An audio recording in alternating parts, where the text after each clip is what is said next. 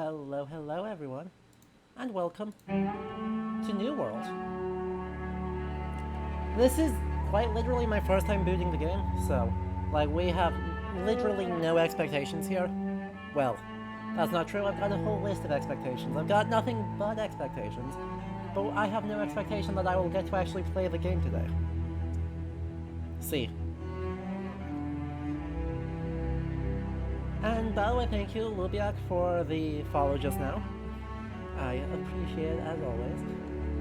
So, my goal for today, we can sum this up as basically an episode 0. We'll see. Right. Part of it depends on what you guys want. If you guys don't, music too loud. Music less loud? Music somewhat less loud. Hooray! So yeah, here's the idea. We're going to be doing this as a sort of episode 0, where the idea is we'll kind of take a look at the menus, character creation, etc. Take a look at whatever information is in the menus, see what we can learn from that, and then if the queue times are kind to us, we'll get in and actually start the game. For anyone who is tuning in who doesn't know me, I'm Adam. I run this place. I am a professional historian by training. I have an MA in Viking and Medieval Norse Studies, and I'm working on an MS in Cultural Heritage. So, given that, this game touches on a lot of history, even its name references stuff, right? New World, naturally referring, even though in this game it's Aeternum, it's referring to the Americas. Beyond any shadow of a doubt, our reference is to the initial phase of colonization we'll get to that too, in the 16th and 17th centuries. And so that is the dominant aesthetic that it needs to be pushing back on a bit, because that is a problematic history to be putting into a video game. Okay, New World is a work of supernatural fiction about cultures from around the world banding together to fight for the fate of humanity. The New World team consulted with experts and our diverse workforce on the depictions of the cultures we've drawn from, and will continue to do so as we add more in the future. Well, it's a strong beginning, because at least they've acknowledged that they are just drawing on real-world cultures, though we'll see how they actually do that. Yeah, I mean, just in the first image we saw 18th century colonial, this one. There, they can actually see it. 18th century colonial American, 16th century conquistador, which is what we're seeing right here on this. This is a classic Spanish kettle helm. The mask is extremely reminiscent of Hernan Cortez. And you can see the cross symbolism here. AC, there's no Southeast Asia servers, so they forgot about you guys in the real world. We'll see if they forgot about you guys in the game world. Let's see what else we can see here.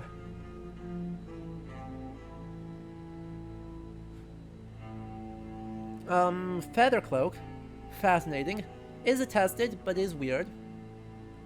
A skull with a very is that the crown of Hungary?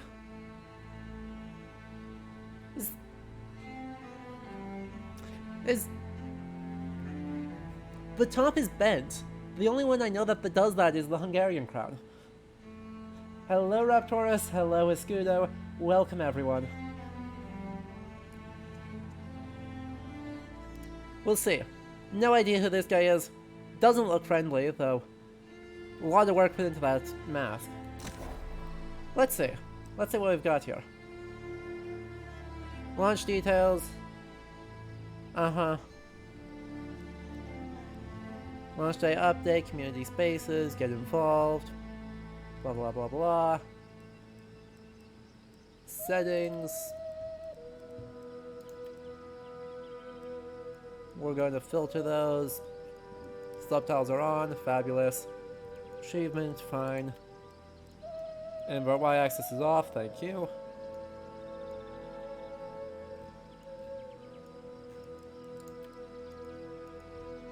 Awesome. So if you guys see anything of like frame drops or anything, we can definitely take a look.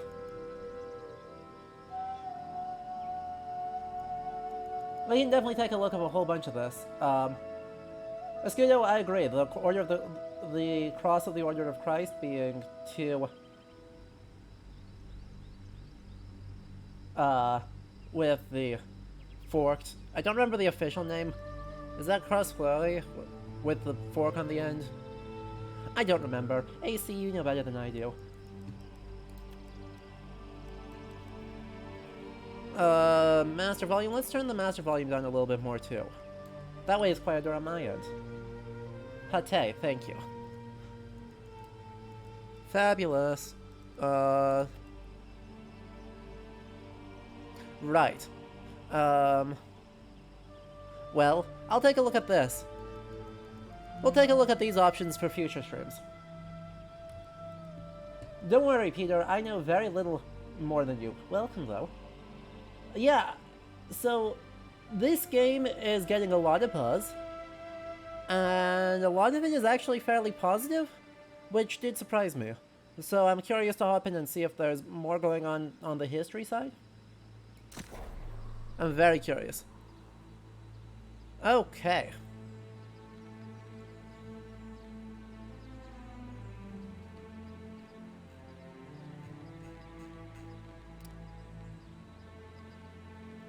What? These are from all over the place. What?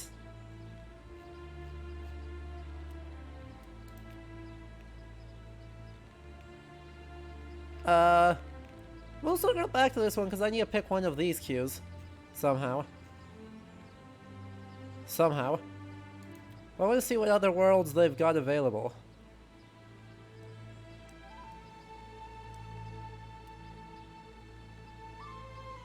Ah, yes. This makes me feel so good about this. Our Asian Pacific Southeastern region has Agartha, and Yomi, and fucking Lemuria. There is a lot happening here. All of these are real places from real... well, mostly, often, sort of real. But from folklores, usually, Yama, I believe Yomi are both Japanese. But this is way outside my field. Utopia is English, I don't know why it's here. Just Thomas More, just vibing. And then fucking Lemuria, which is a continent that supposedly existed between Madagascar and the Seychelles, I believe? That explains how there are lemurs on both sides of the Indian Ocean. It's fictional, and is now used by bad people, but that's okay. South America, what have we got? Yes, I know that I have a poor connection. I'm not looking for that, thank you.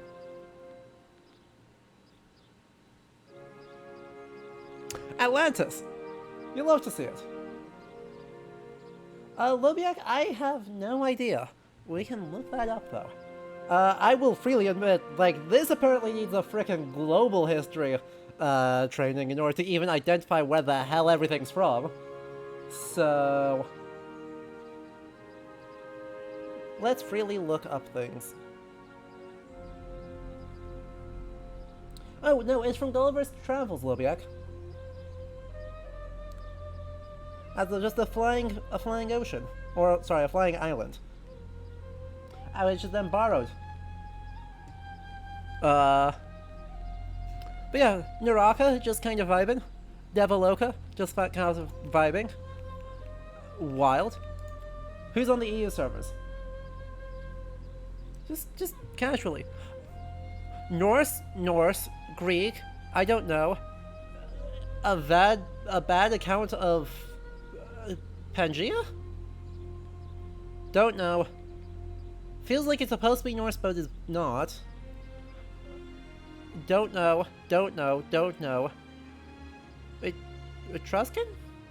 Greek? Don't know. Norse? Don't know. Don't know. Norse? Don't know. Don't know. Roman? Norse? Welsh? Just... Oh, there's just...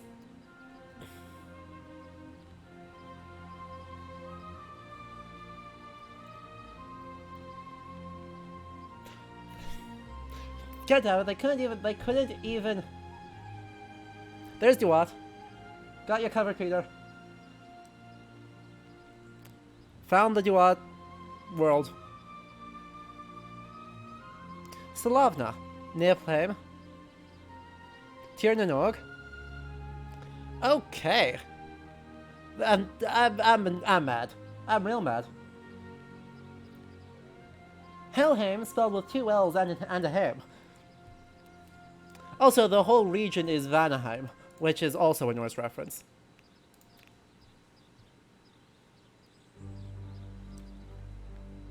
Okay. Panchaya as something from Euhemerus. You're not Ptolemy Tipra. I wish I had any sense of what they're looking at here. Like, this is just a Tolkien reference. Westernness is just Tolkien. But right, there's more Gulliver's Travels. This looks like it should be like Middle Eastern. We've got Yggdrasil and Nidavellir for no reason. Nenokuni looks like a missed thing. Yeah, right. It looks like they may have been trying to like aim for things that are vaguely coherent as a world state, but then they don't actually seem to be doing that. So I think they're just going for stuff. I think they're definitely just going for stuff. Though they clearly have some Aztec or Tlaxcala names. Tlalocan, Chicomotoc. Where was another one? I saw another one. Aztlan. I think Yaxcha is as well. Huh. Anyway. Players in queue. Well, looks like we're going to go visit Baldur. Yeah, I know Ninokuni is Japanese. They just noticed that they misspelled it. AC. They said it was Nenokuni, which I don't think is the same thing. Anyway, a mere 900 players in queue, so we're gonna go for Bill Skirnir. I can only have one character in the Arcadia Row world set. That's fine. This is fine. But do know that means if we get in, I may be deleting this character in order to be able to play with different people. So, just be aware. We may end up deleting this character, but we'll just start here for the sake of... I'll turn up the brightness just a wee bit.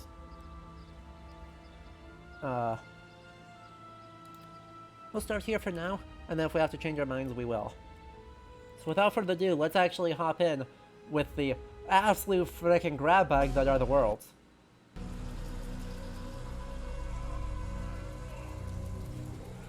Ooh. Okay, Domnia vibe is early modern.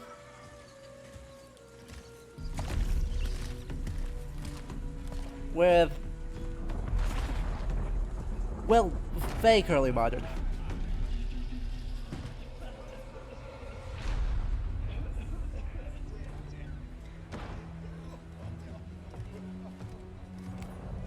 I saw something in there that makes me very suspicious of its stance as, you know, something early or modern. The stories you've heard, they don't tell the whole truth. The island is indeed the place of legend. There's power and vast riches as well. But those who've gone before you have simply vanished, never heard from again. I saw the horror, the madness that overcame the crew. It was beyond any evil the world has ever known. Ooh, spooky. How I survived, I do not know.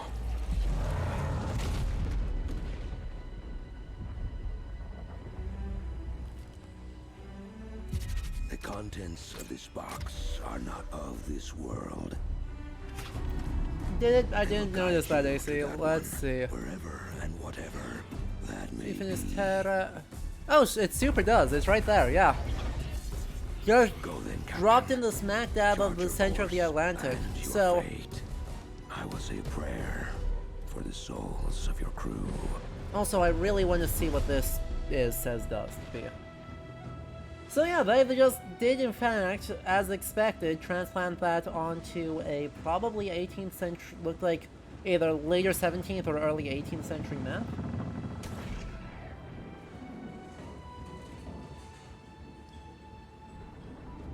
Ocean Atlantic.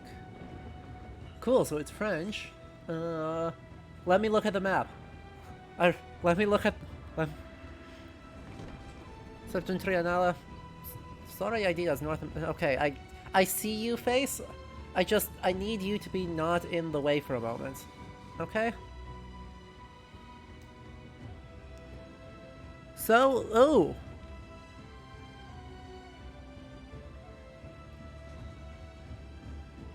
So it is definitely 18th century. Right, they've recognized New England as New England. Virginia, the Carolines, but it's pre-expansion, because Florida is still this giant area of French control.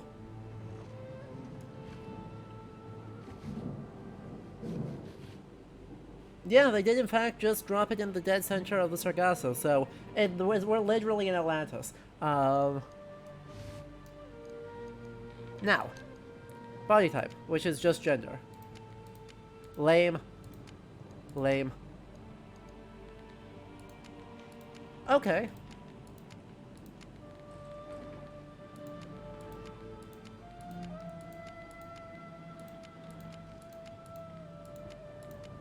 So we got some preset faces here that are completely not tied to skin tone, right? Anything and everything is... I appreciate that they're making skin tone and facial structure unrelated. Small detail, but a worthwhile one.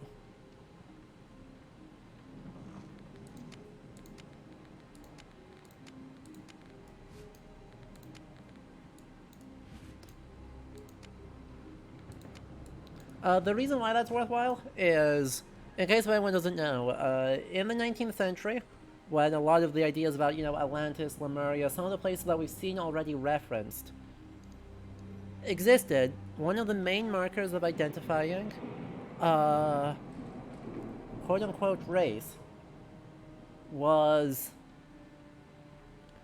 actually through facial structure. Specifically with the discovery of a statue known as the Apollo Belvedere, which has the most aquiline... Let's see if we've got an example. Actually, this is not a bad example of it. This face right here, not a bad account of it. So right, this extremely... The idea that they said was, ideally, the forehead and the chin should go at exactly the same distance, and the nose should be very fine and very straight. And this is the height of human physiognomy. And then they said...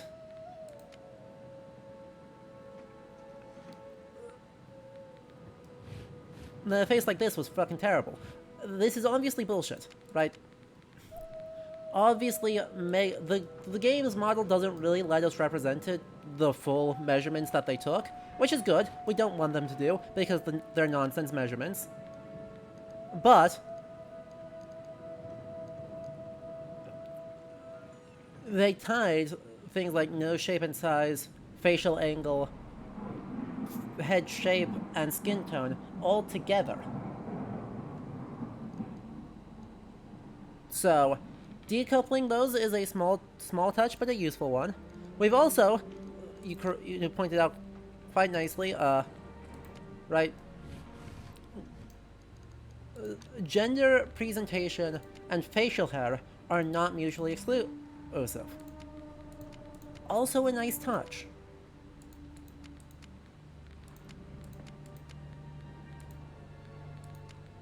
It's the small things.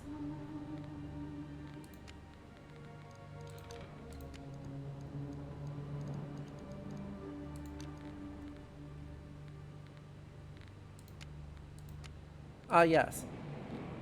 I have become Bob Ross. Oh, perfect, we can be tonsured. 10 out of 10. We are 100% gonna rock the tonsure.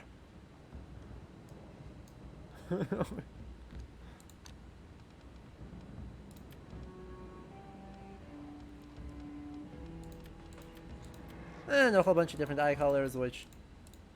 Spooky green. Freckles, birthmarks. Cool.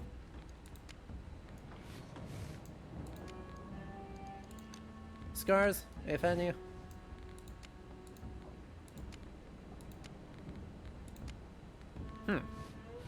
These look deliberate. I wonder where they're drawing them from, where you've got deliberately introduced eyelid and lip scars like that. I can't immediately place that, but that looks deliberate.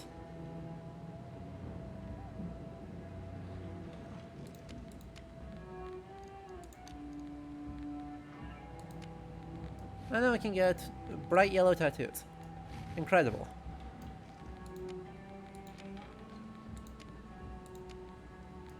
So many options. So many fairly elaborate options.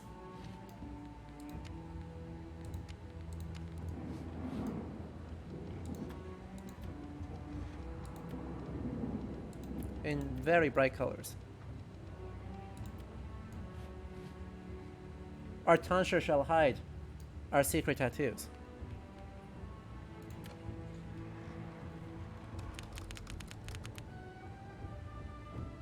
Hooray! Yes.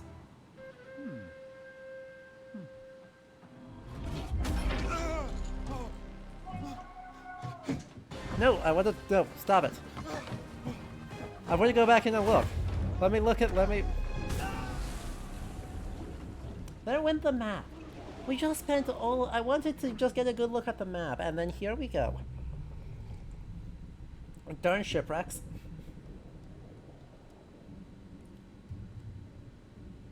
Farvel, French map.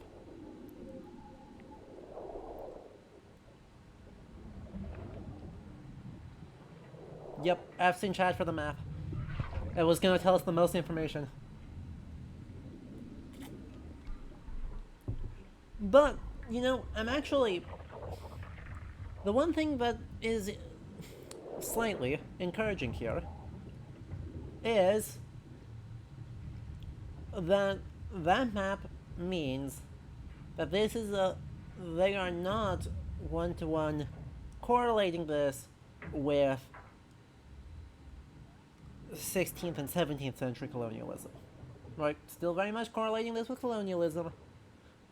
But by decoupling this from this New World, Aeternum, from the Americas, that means that they at least already give room to assert the potential, and yes, I'm putting a lot of disclaimers here because I have no idea what they're going to do, but to assert the potential for indigenous groups, even at this relatively late stage, to be exerting agency in Aeternum. I mean, I'm sure we'll be able to find it with not too much looking.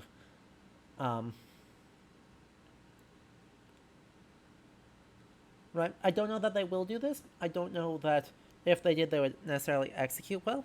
Yeah, that's what I was afraid of. we might be here for a hot second, chat. So, great time for questions, comments, suggestions. In the meantime, I'm going to start talking about my expectations, fears, hopes, maybes. So, if we get in, fabulous. If we don't, it's really not a big deal.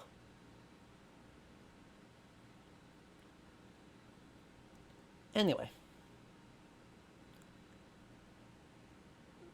So continuing with that thought, right, while by the middle of the 1700s, yeah, you're not wrong, AC, this may well be the rest of the stream. This is why this is an episode 0, because I didn't think we were going to get in, right, and going forward, I can try and make sure that I set up the getting in, and then once I get in, we start the stream. Anyway. Basically, by the mid-1700s, it's really hard to talk about substantial, basically no non-colonized indigenous populations, but even substantial resistance movements among indigenous American populations, there is not a whole lot left to speak of. By the time that map was created, there's been over 200 years of consistent genocidal policymaking from pretty much every European government, but particularly Spain, particularly Portugal, particularly France, particularly England. However, we will be building towards resistance movements rebuilding. I'm trying to think of what the right examples are here. I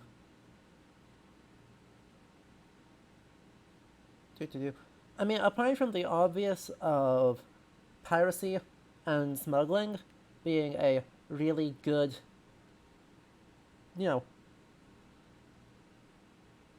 a really good way for marginalized populations to some extent be successful, and to, on an individual level,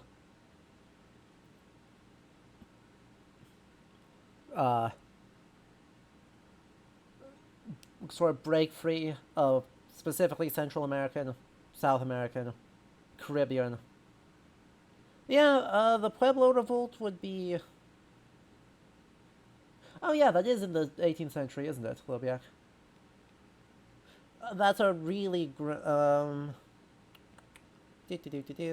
There's some in the 16th century, and then it was very bad. And then, yeah, at the end of the 17th century, with the Pueblo Rebellion in the southwestern modern U.S. But that gets squished between 1692 and 1700, and then there's nothing on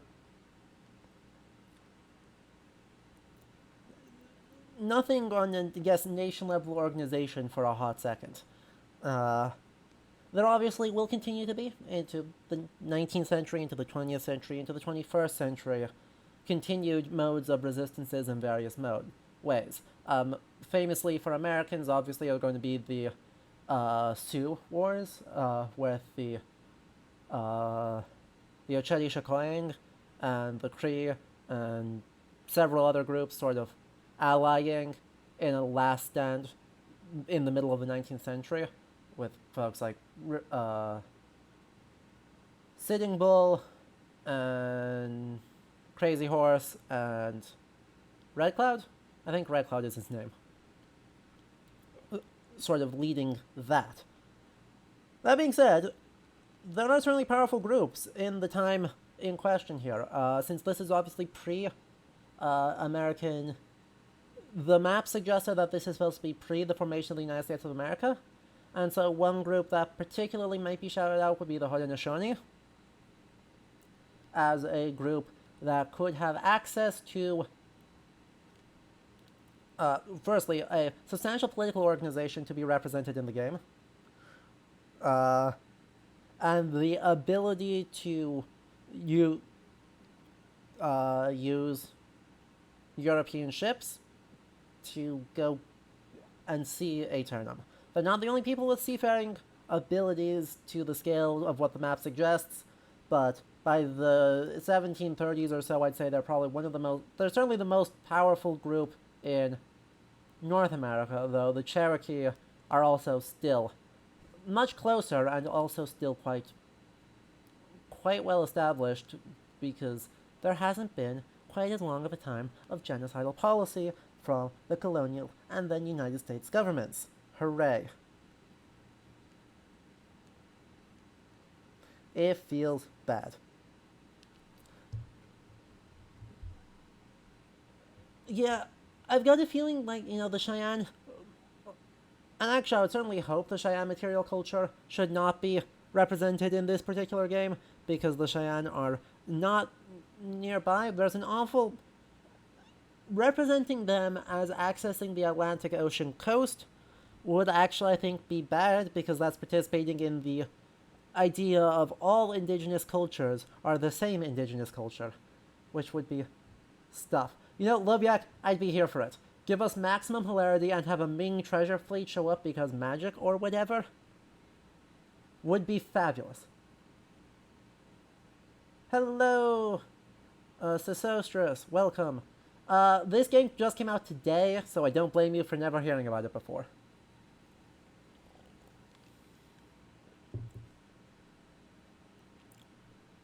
So, basically, the extent of what we know is, 1, there is a spooky magic land in the middle of the Atlantic Ocean. 2, it does spooky magic. 3, the guy who traveled there is dressed like a 16th century conquistador, while we were wearing a polo shirt. Woohoo! Ace of Spades, Jake, welcome. Thank you for the tier 1 subscription, I appreciate that. It's 2 months in a row. Woot. Welcome to the MMOQ simulator. Because I broke down and spent the $40 to buy the game just to see if it's colonialism simulator. Right, because that is moving on to the big fear. The big good, the big fear, is going to be that ultimately what we are able to do is purely terra nullius colonization. And what that means is that they make Aeternum fully uninhabited except for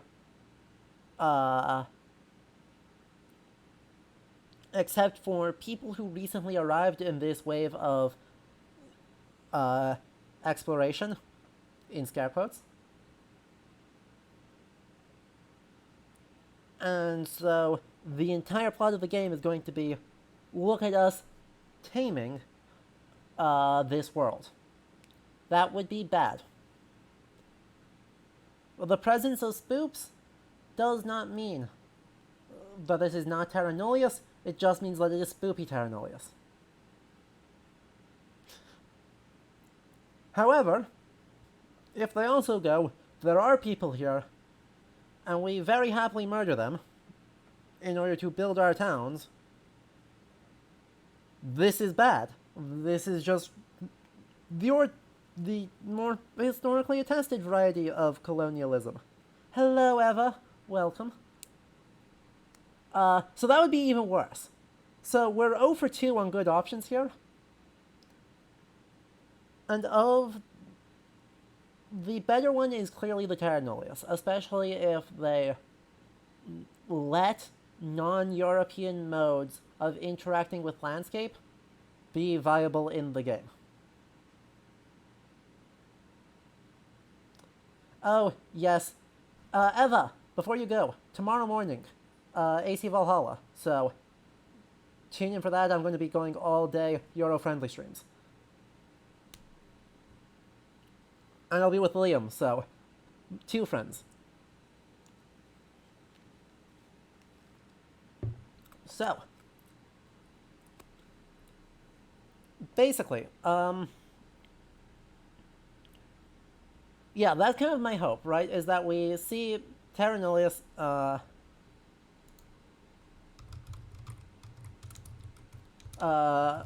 but instead of going for European colonialism as fine and normal and good,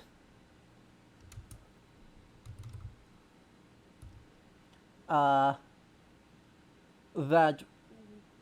we show the diversity of modes of interacting with the environment, right? So that there isn't, you can have a community that's not ownership. You can have communities that are built around sustainable interactions with resources.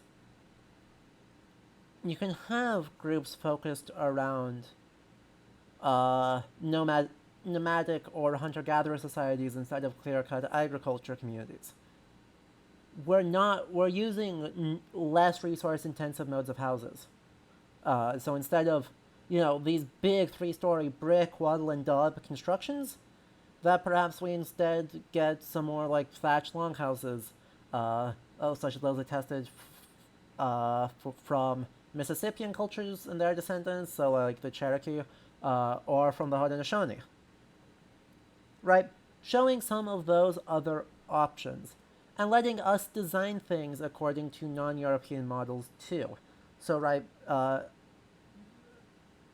a very basic level, looking at,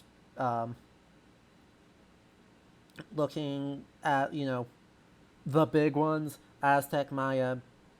Shouldn't do Inca, but I may suggest Inca anyway. Right, those would be problematic in a slightly different way, but letting players construct those decouples them from indigeneity. And instead recognizes that this is a culture that could and did do empire work, and given awareness of a Terranam, probably would do the same thing. Taino would be another great choice, right? Letting us build things according to Taino material cultures would be awesome. And see ya, Ace of Spades, Jake. Glad you could drop by. I appreciate the sub. And hopefully the VOD is not just more of this. So, there's my basic fear, right? Is that we are just going to be doing European colonialism and it passes without comment. Oh, and thank you for the three more gifted tier 1 subs, Jake. You are the best. My man, you are so lovely, and we will have to hang out as soon as possible. If you got a tier 1 gift sub, spam the emotes. If you did not, spam the emotes anyway. We need more emotes. So,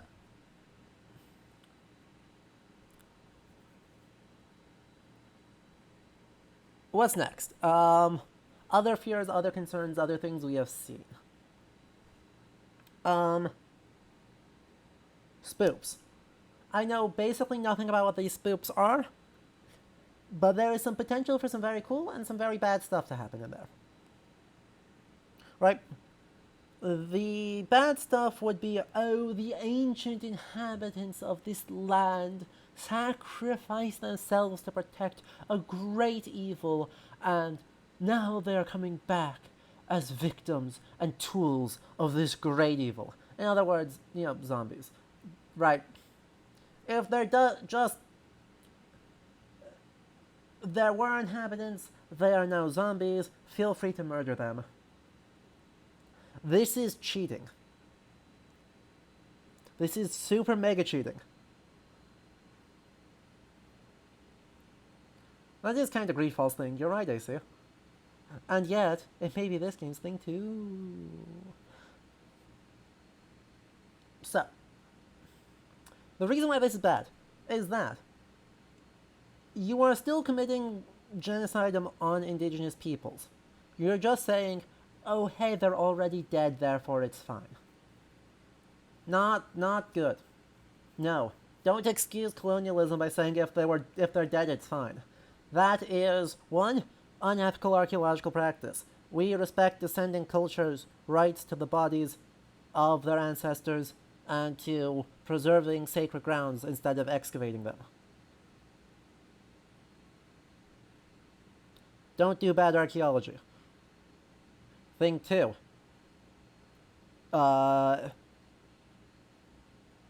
Using dead as a stand-in for indigenous is an insult to all of the living indigenous groups that still exist.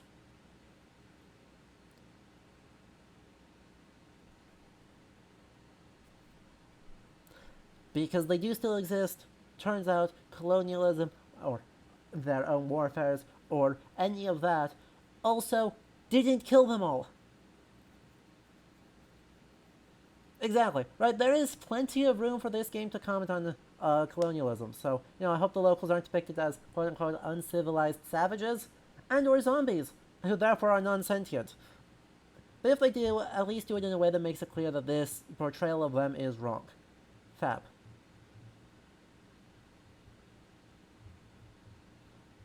Yeah, Reptoris, we better not be seeing that either. Going for the idea of, oh yeah, there are native people, but they're actually just shipwrecked survivors and not actually indigenous, so any of all implications of their material culture is coincidental and is a result of an inhospitable landscape making people go feral and degenerate. And that is white supremacist rhetoric. It would be super bad. But yes, zombie indigenous people, as Emmett very nicely says, thank you. Writing them off as all dead, it presents the modern survivors in our world as an inconvenience, or an abnormality, perhaps what I would say. Which is wrong, and bad, and very bad. So, hopefully, they remembered to not do that. I don't know, I have 800 more people in queue ahead of me, before we can even start to find out. But we shall see. And then there's the other option. As Lubiak very helpfully points out, one point I could see in them is them being, or one path I could see, is them being Atlantean ancient alien civilization zombies or something. This is, somehow, the least problematic option.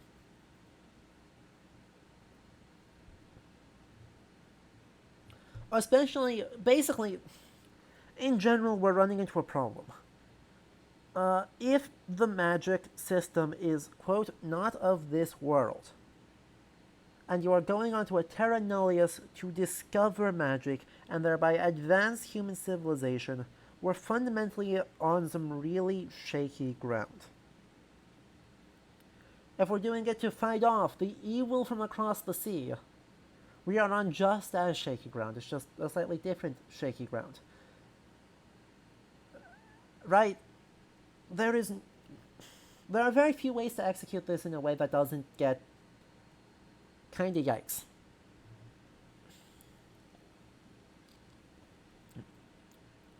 Because ancient alien zombies suggest that one,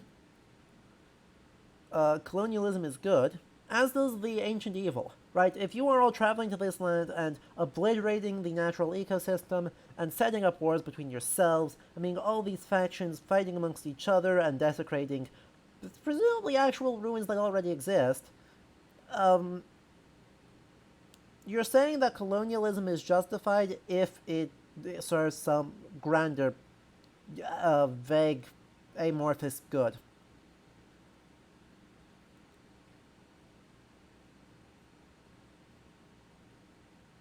That could be bad.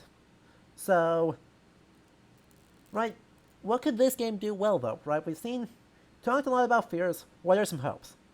One, acknowledge it, right? Acknowledge that there is a diversity of experiences related to colonial enterprises. Well, hello, Blue.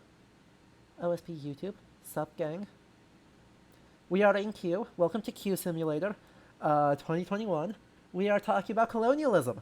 And the fact that this game is very clearly asking about it. In the meantime, though, let's get off the queue page for a hot second. And let me pull up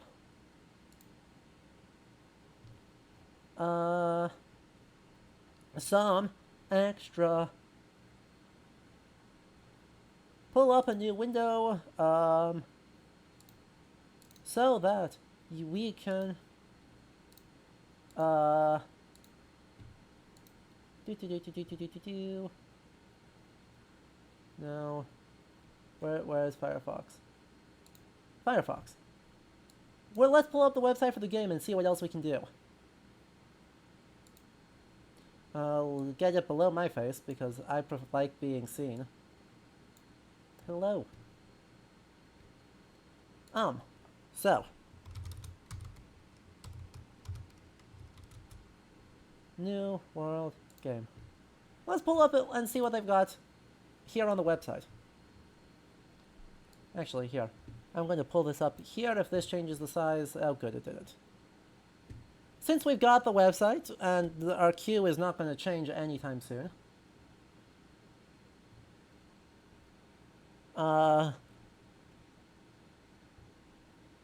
Fabulous. Learn more.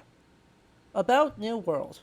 Fate has summoned you to the shores of Eternum, the Eternal Island, in a land hell-bent on your destruction. What will you do to survive? Oh, fabulous.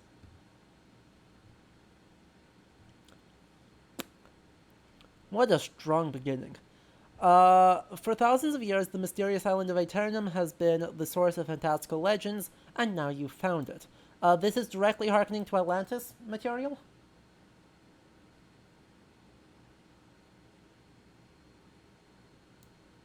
Right. Straight out of Atlantis. Except, you know, the eternal difficulty here. Fantastical legends. No. No.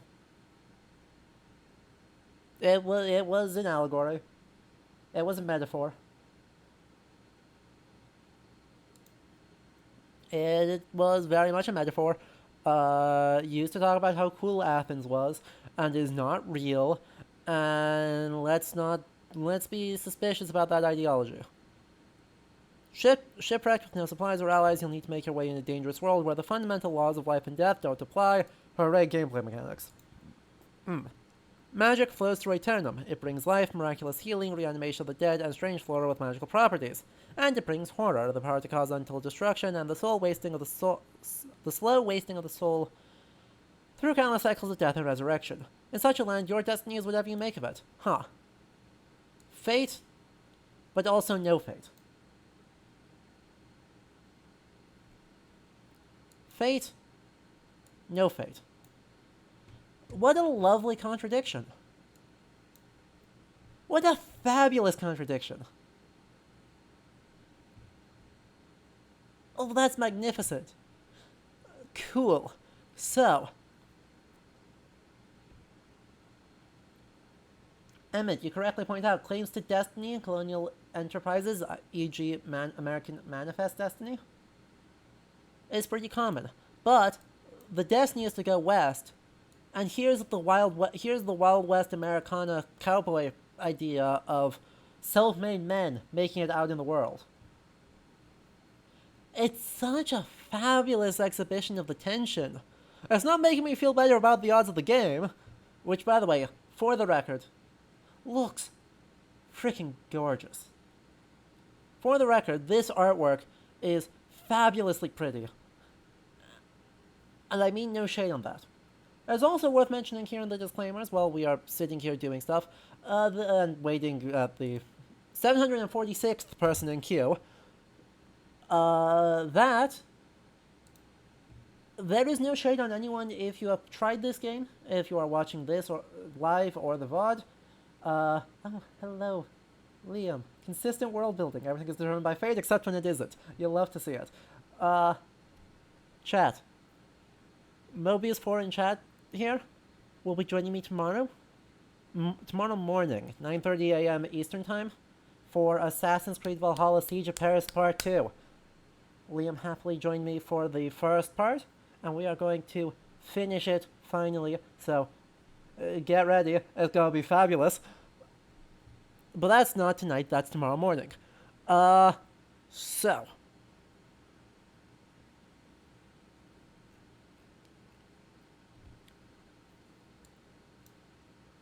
Wretched once human creatures twisted by centuries of death and revival infest Eternum, the corrupted, ancient, and the lost.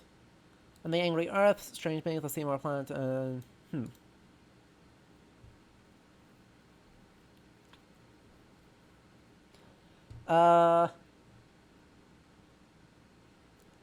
Also, Eternal's mysteries run deep as darkest of history, delve into the world, and uncover the secret truth of the island and its millennia strange inhabitants. You know what I just said about Terra Nullius? They seem to not be going for the Terra Nullius. Instead, they've gone for the planet. The planet itself is killing you. There's a big ol' on this one. Again, I'm not going to. I am 726th in the queue. I am not about to pass judgment on how it does colonialism. I will say their website ain't making me feel good.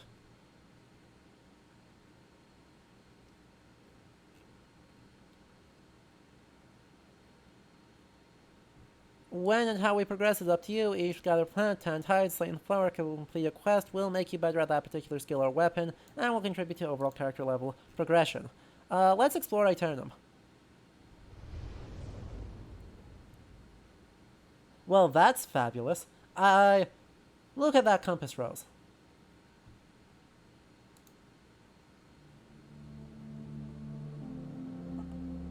Oh, look at how pretty this is. Yeah, I want to zoom out on the map.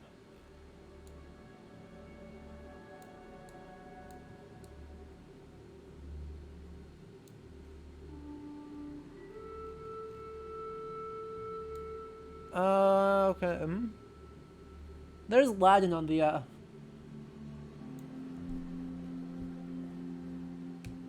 Yeah, I'm sure I can zoom in on all of this to see more. We will do that. We will do that. I want to enjoy the map on the exterior first, though.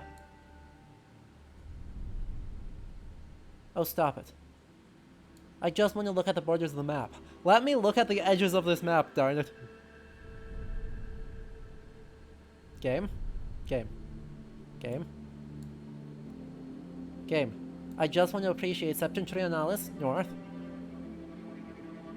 Don't know what this, why there's like a counterweight plum mechanism here. There's writing that we can't make out because there are too many clouds, but the map is so pretty. This map is fabulously pretty. I appreciate the fish. I appreciate the fish here. And the New World map. This is all a cipher of some kind, it appears. Looks like mostly using alchemical symbols, but I don't know. I'm not going to attempt to decipher them. What is interesting, it wipes it out. Damn it, clicking on it wipes out the... clicking on it wipes out the visibility even worse. It's neat mechanic, but my visibility is garbage. What's important here is that there is Ladin around the exterior. Each of these rings has what is clearly visible to me as Latin words. So, we'll see.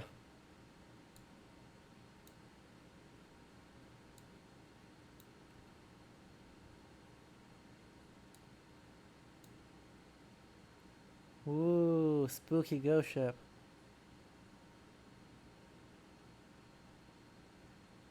We will see if they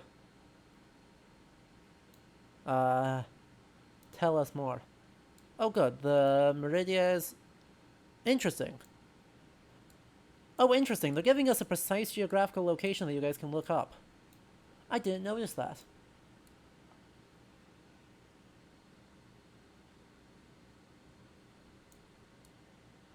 Okay, Oriens, so there's our east.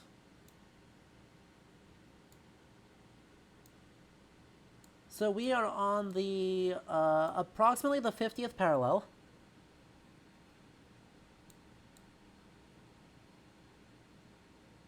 Right? We can say roughly the 50th parallel. So 50 degrees north. No, sorry. Yeah, 50 degrees north. And, 20... Let's get 25 degrees. That's gonna be east. That's weird. I think.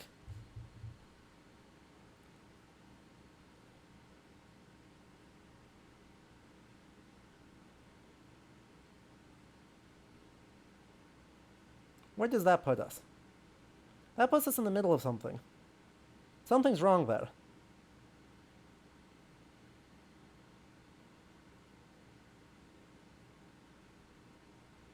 Something is very wrong with that.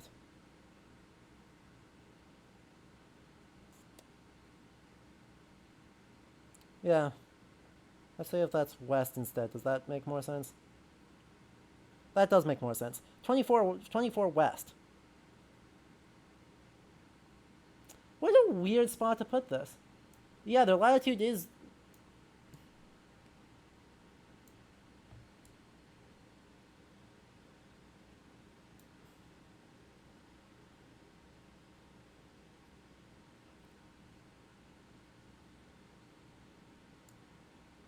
Yeah.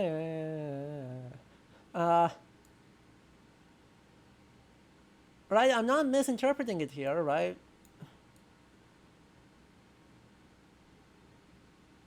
Because that's 58 degrees north, right? Because as we're going down towards the equator, it gets lower to 0.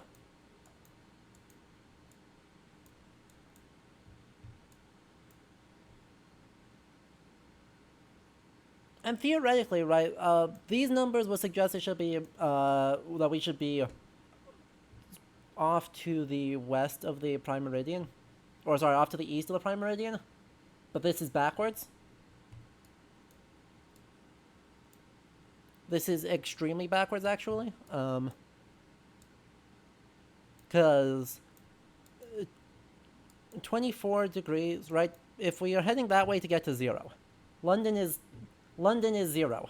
So if we are heading, scroll over to the east to hit to 24, we actually are in, like, the Ukraine? Poland? We might be in Poland.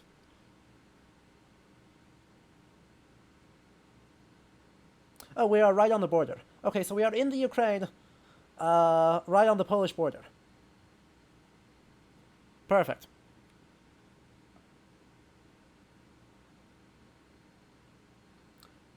So Eternum is the town of Lviv in the Ukraine.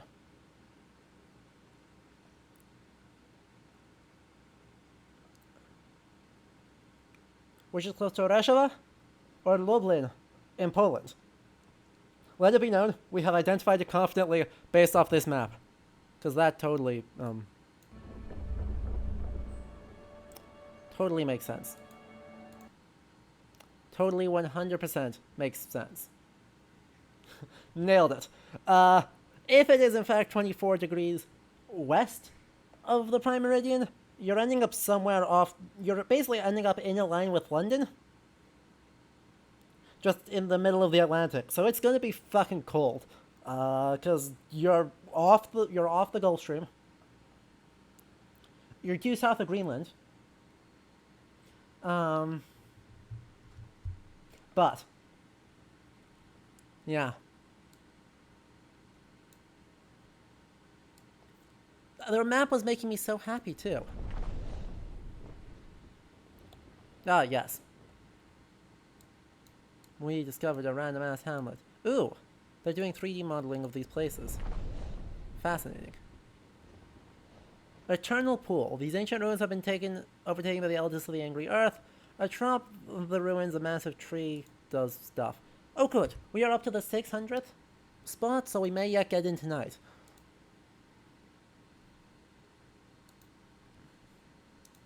Okay, what are some of these other places?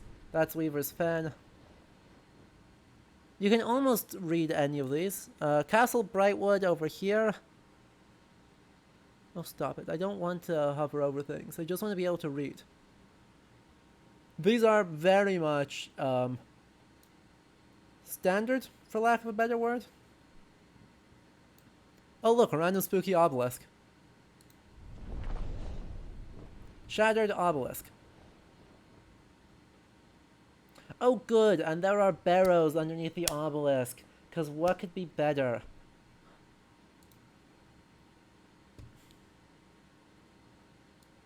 I don't know, AC. According to, apocryphal local tradition, a certain king of Wessex liked to attempt to bake cakes in a fen. So, we take it. Look,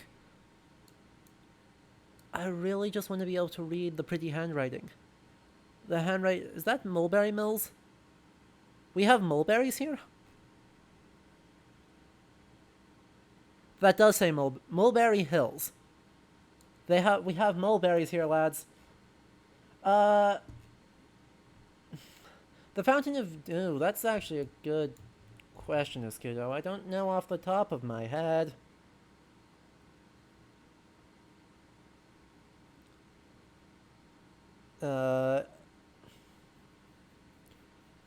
Okay, so it is old. So the Fountain of Youth is described in Herodotus, and the stories told about Alexander the Great, the Alexiad, in medieval Europe, and a few other places it looks like that aren't particularly important. Prester John. Okay, that is an important one.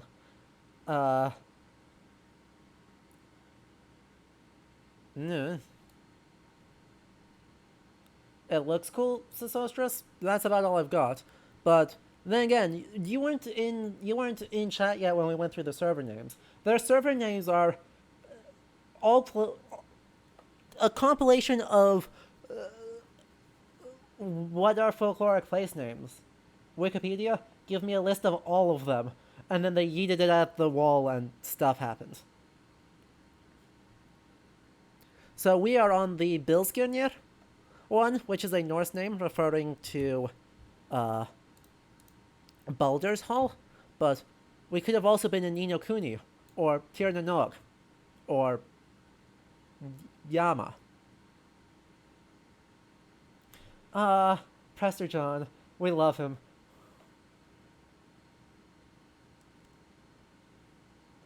We hate him, but so what I'm trying to see is looks like Smithsonian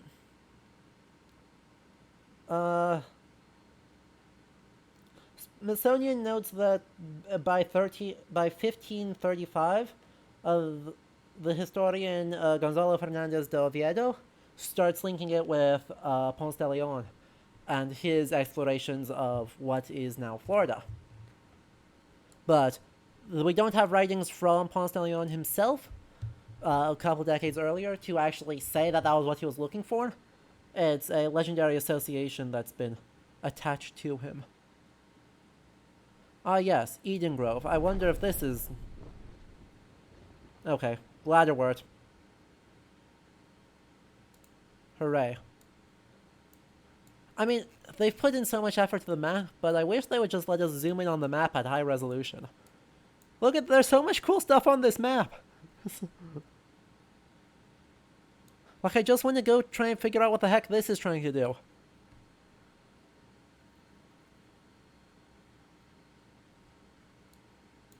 Yeah, Bladderwort is Bladderwrack is a type of seaweed. Bladderwort is a vaguely similar sounding name. Presumably floating plants. Hey, stop it. I want to read this. I want to try and read this game. Don't tell me it's coming soon. I just want to read the writing.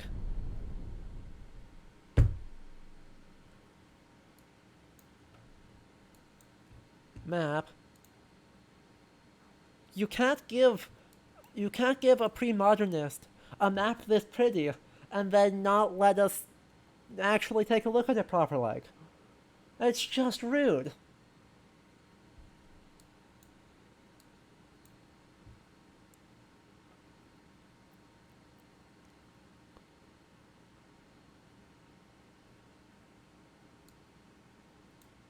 It's Italian.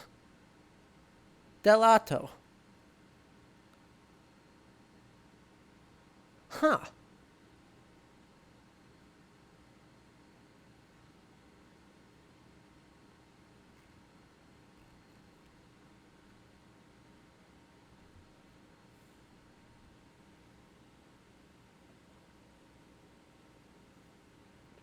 Oh, okay, so it is actually a real plant. Carnivorous aquatic plants. Fascinating. I assume they do the same trick of little, like, air bubbles. To help float on the surface to get people to go to them. That bladder rack the seaweed does. Jawbone Cove, that... Gee, take your bets as to whether there are pirates here.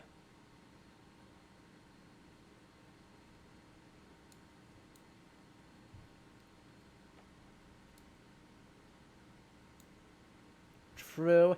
New Isle of Wight. You love to see it.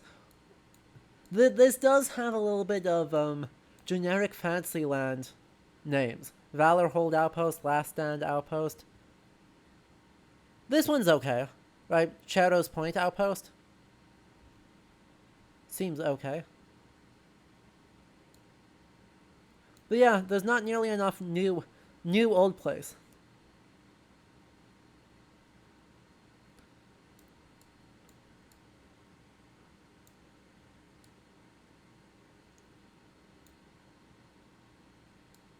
Give us new old places. Admittedly, if you gave us new old places, that would help us identify where the hell this is supposed to be. But that's okay. Oh good, we are in position 480. So let's go take a look at what else they've got here, rather than just looking at their map, because as pretty as that map is, let's take a look at what else we can do in this game. So, we got bog standard role-playing stuff. Strength, Dex, and Focus, Constitution. Sadly, Charisma is not a dump stat.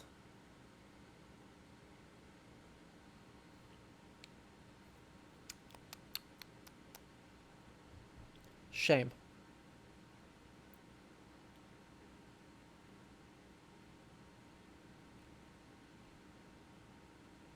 Strength. Melee weapons. Dex. Ranged weapons, including muskets. Intelligence has magic weapons. Focus is mana recoverness and healing. Constitution is health. And then there are trade skills. Mining, stealing, logging, fishing, harvesting. Gee, what a shock. Smelting, stone cutting, woodworking, tanning, weaving. Okay. Weaponsmith, armor, jewel, engineering, arcana, cooking, furnishing. Weapon masteries. Learn by doing, harden through combat, and becomes dangerous as the forces you face. There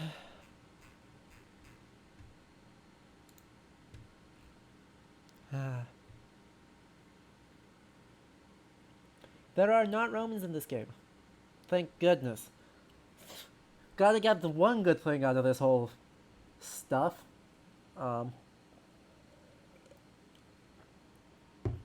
See, blues, might is...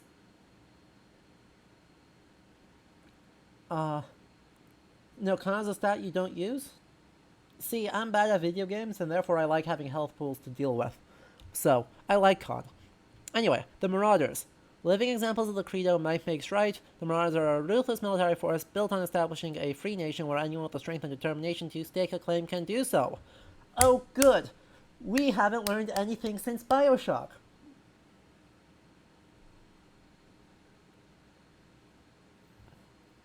The Syndicate. Working in the shadows and dealing with secrets, members of the Syndicate use their boundless skill and intellect in pursuit of forbidden knowledge.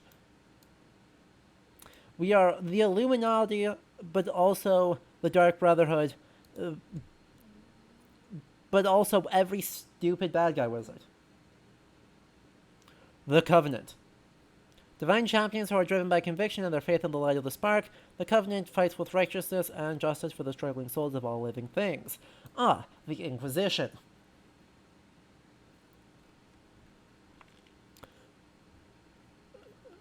Libertarian dude bros. Ethics committee violations. The Inquisition.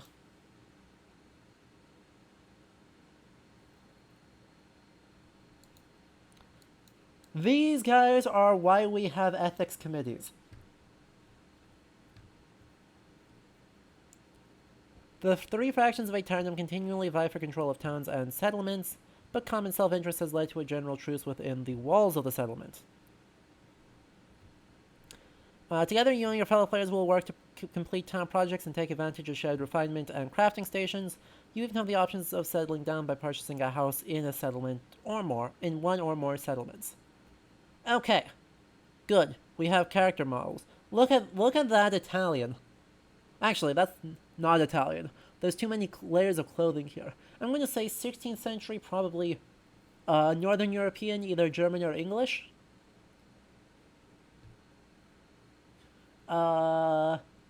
This is a century later. French, mostly, ish.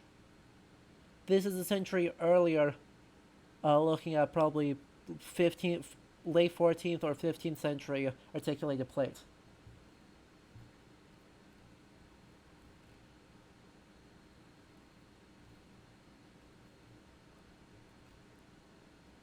Oh, hey, Emmett. I got something for you.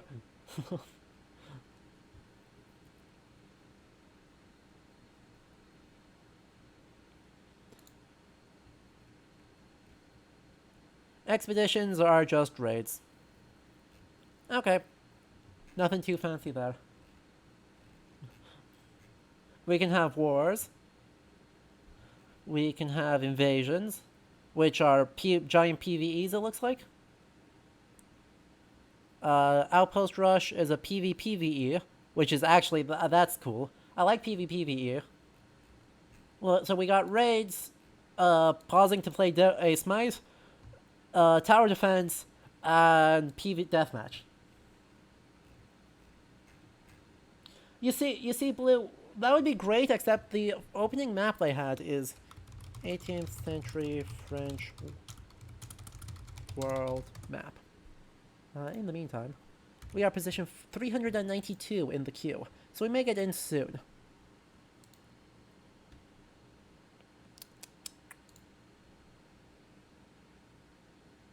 That one, potentially?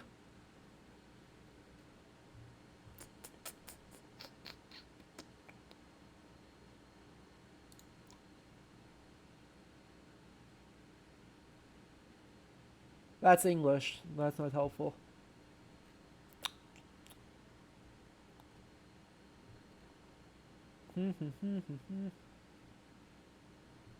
Regardless, the map I had, I would date to the 18th century based off the limited amount we could see of it. And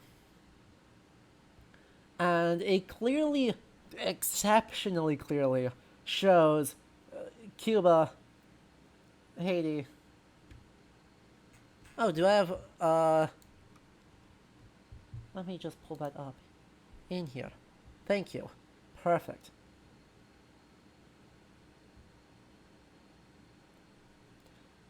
Note, they've put it on the map here. The geography, the website's map.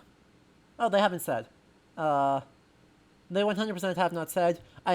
My go-to date is 100% based on nothing more than what information I can glean from this map. So, firstly, there should actually be about here. Right, based on where they said on their map on Amazon's website, or on the game's website, should be about here. Not here. Here. Just, a couple thousand miles difference. But, Cuba, Hispaniola, Jamaica, New England. I'm not sure what Papa is supposed to be, but Virginia, Carolina, Florida. Look at Florida. Yeah. Guyana already exists, which helps date it a little bit. Yucatan. Sadly, there's not nearly enough detail here to actually get anything. Right, they just intentionally made it not quite right. There's the Canaries. Yeah, the Azores are just not around.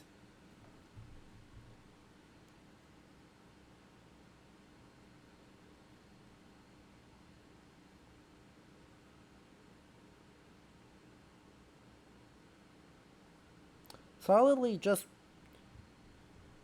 They should be, like, right here.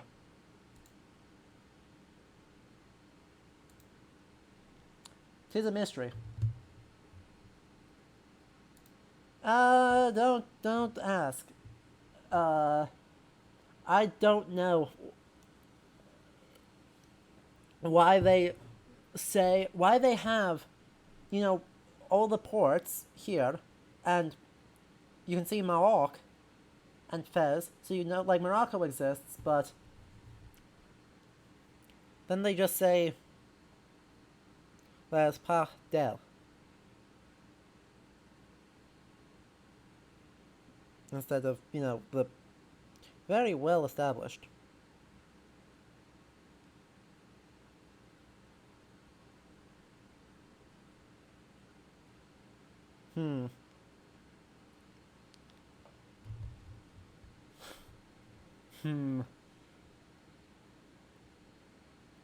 Not sure what's going on there.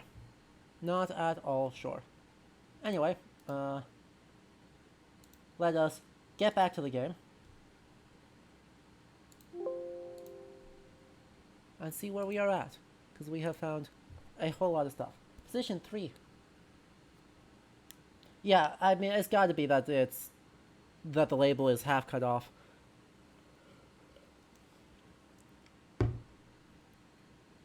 Well, of course, this is still Southern Hemisphere erasure. So...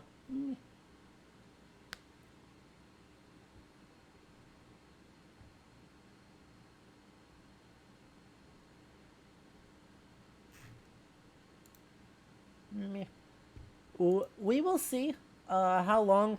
I mean, as we get in, right, since they have said that, yeah, Aeternum... You know, people don't actually die on Aeternum. They just constantly regenerate until they go insane, because our lore is just Dark Souls, apparently. We could see basically any time period. We will evaluate how the time periods are portrayed based on how the time periods are portrayed. Even if the lore excuses them to have anachronistic things, and so we will judge them on their own merits, not on the assumption that they are all supposed to be in the time period. But, and it makes the fabulous point that St. Brendan could in fact be on this island. Which would be the best thing if this... I mean, it would be dumb if this is the Isle of the Blessed, but it would be far from the dumbest take about the Isle of the Blessed I have ever seen.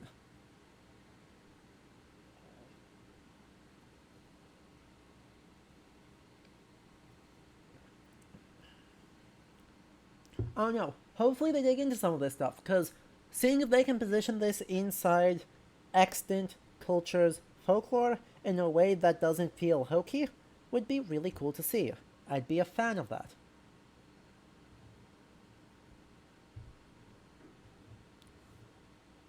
Right? There's plenty of space to do that, and that would be honestly pretty cool if they made it feel, you know, justified instead of nonsensical. And might give us some chances to do interesting things with the intersection of past time periods. Right?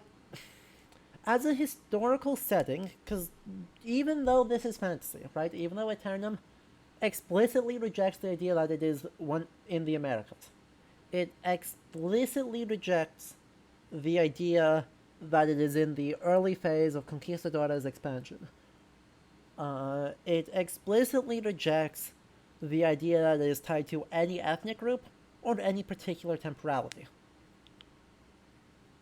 Even so, the name of the game, the first guy we see in the game,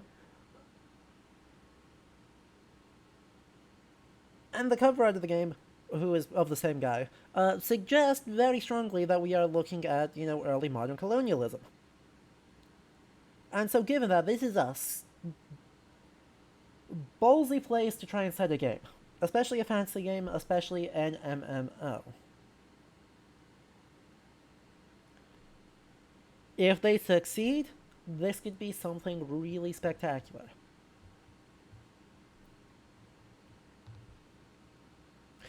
If they don't succeed, I've got something special lined up for you lot. Well, I am in the process of lining up something special for you lot.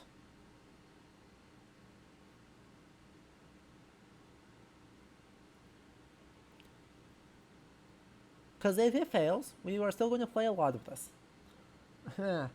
Because it'll take some time to determine exactly how and why and to what extent it fails. But, what I want to do is I want to bring on a bunch of historians from various time periods and doing various stuff in, and maybe some game designers and maybe some other stuff, and use this as an excuse, depending on exactly how much colonial sim it gets, in order to talk about how all of those different fields deal with the legacies of colonialism. If they deal with the legacies of the colonialism. To what extent they deal with the legacies of colonialism.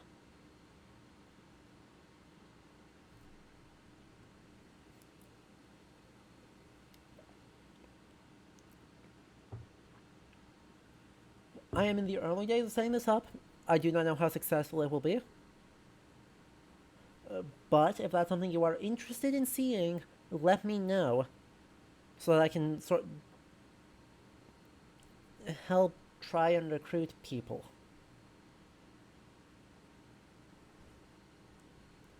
It would be fabulous. Anyway, we are getting closer.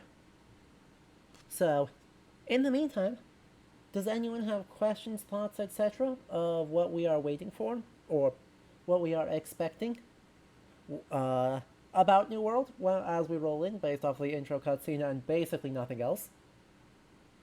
Otherwise, this would be a great time to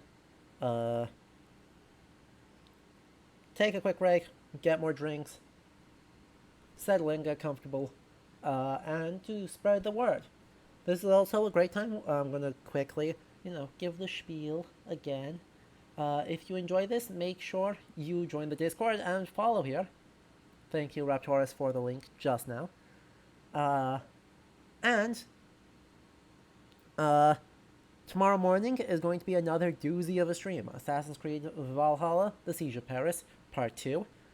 Part 1 is on the YouTube channel for Ludo History, where all VODs are uploaded, and occasionally, I'm very behind on them, but occasionally, I promise, the YouTube video essays are released. The troubles of being in school, Sometimes work, just moving and then work and then other stuff gets overblown, and then you run out of time to actually be able to do video editing. But they will happen. I've got scripts written. I've got stuff recorded. I just need to edit it. So, we are going to get more stuff in. So make sure you subscribe here on Twitch and there if you like this and want to make sure you see more stuff like it. Subscribers are, if I'm honest, currently my only source of income. So, if you like this, if you want to see new games, those subscriptions really do help an awful lot. And they're still discounted for the next couple days for September. Thank you, Amazon overlords. So, any and all support is, of course, greatly appreciated. Now, I'm going to finish this. I'm going to get more water. And we're going to take a quick break while this counts down. And then, hopefully, we'll come back and get an hour or so in-game. And then recap, see where we're at for the rest of tonight. Sound good?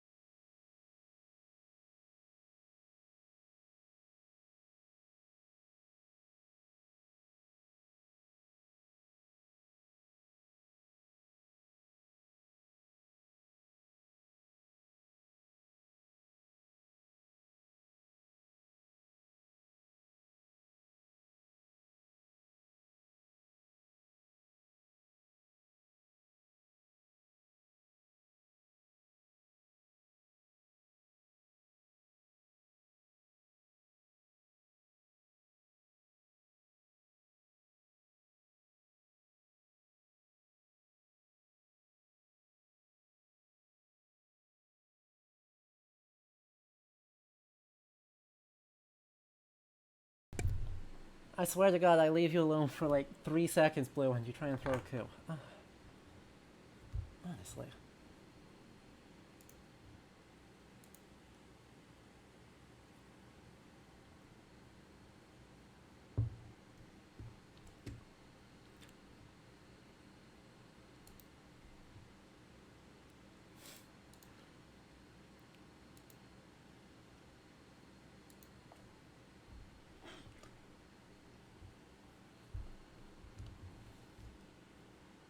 By the way, I have heard that this game has like real good writing and real good crafting mechanics. So, from people who have played the betas, so like there is actually things to look forward to here. For all of my dire warnings, it may not all be terrible, and I expect I'll actually have quite a bit of fun playing this. But to temper expectations, I am not an MMO player. Like I haven't played any MMOs. I know, right? There's a game attached to this game.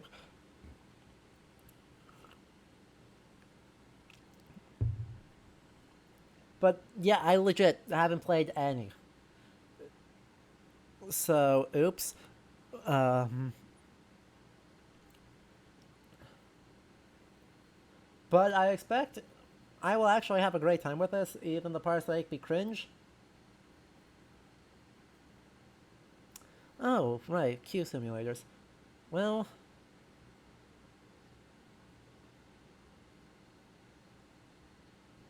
positioning queue 149.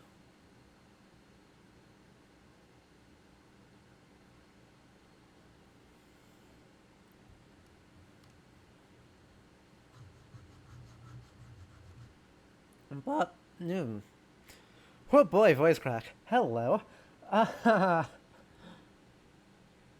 What historical time frame could be set into a really good MMO? Oh, that's an interesting question. Oh, that's a really interesting question.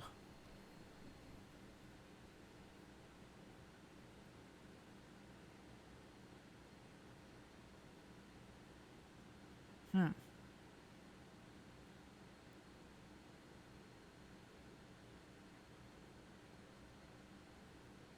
My immediate thought here is...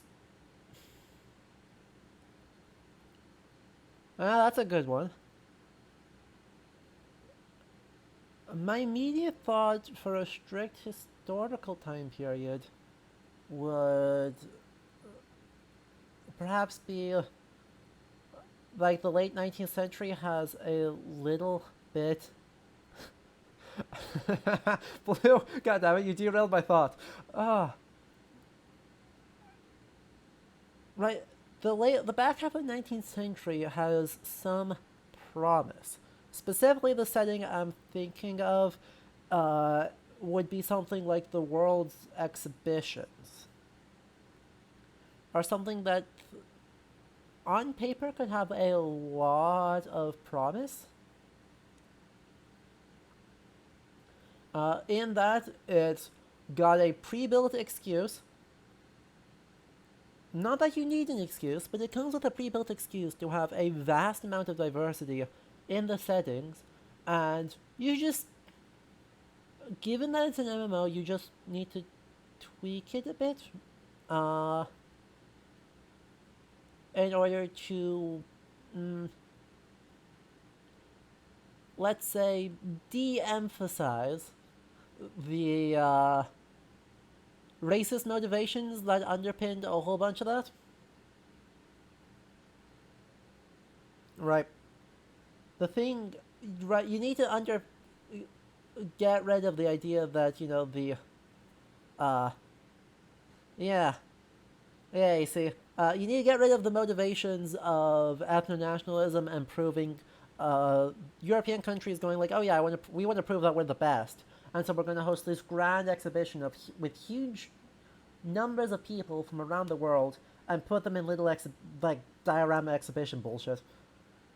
Would be, that part's bad, but there's room within the premise to you know acknowledge the fact that this is a historical and have some really fucking awful NPCs, but let you have two good things. One, one. You remember that this hand is the visible one. Uh, so, words. Words help. One, it lets you have really diverse character creation and roleplay options that basically lets you select into any of the factions, no problem. You could, do Call of Cthulhu, slap a supernatural spook cult on top of the whole thing, whatever.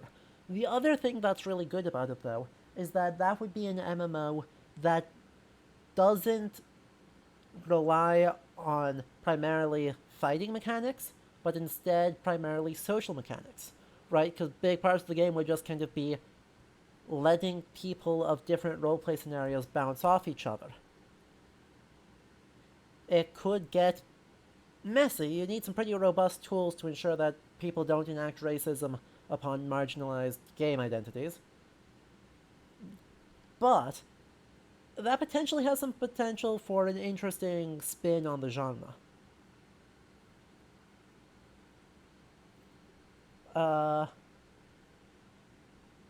And then other suggestions that were thrown out were Mythic Ireland or Legendary Ireland, where, your big MMO raid is you go and steal your neighbor's cow. Enacting a toy would be fabulous. And then also Three Kingdoms China I saw was pulled out. Which is also a good choice, right? Gives you some factions, gives you a reason for them to be fighting. And Lord knows there's a market for Three Kingdoms stuff. Right. There's an insane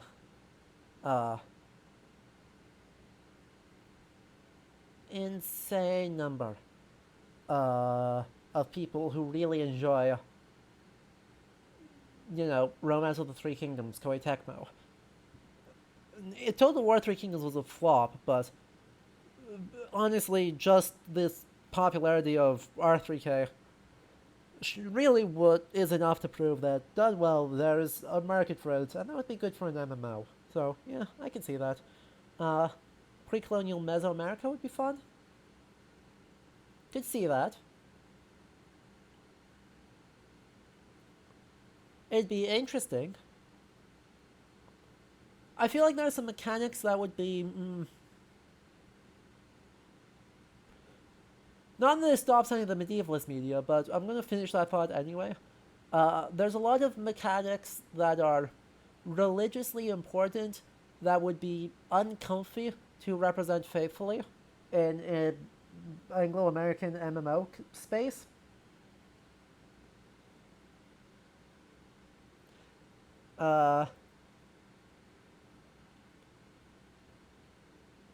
Which again doesn't stop medievalist media from just pretending those don't exist, but it's worth representing if we're trying to do a historical period well and as an MMO. It does kind of cause us some problems. Late Bronze Age Near East as a suggestion. I could see that. That'd be interesting. Oh, that would be really interesting. I mean, you do a stupid plot of the Sea People collapse, but then you can complicate the Sea People factions easily. That might be fun. And then, of course, Sea of Thieves, but in Southeast Asia, and fully an MMO, as a correct answer. I think there are some multiplayer shooters in the Napoleonic Wars of Scudo. That seems to be a better genre than the true MMO. Would be like the multiplayer FPS.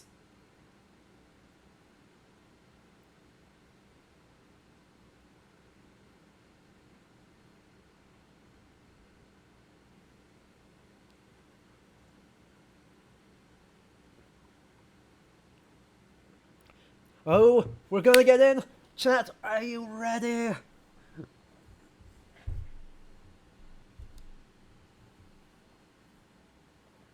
Positioning queue number 1.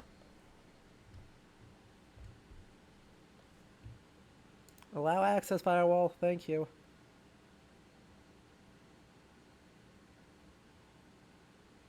Oh good, we can actually read it. Someone get a screenshot here quick.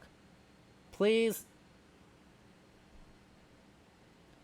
While we are lagged, someone try and clip that, because then I can translate the Latin in my downtime.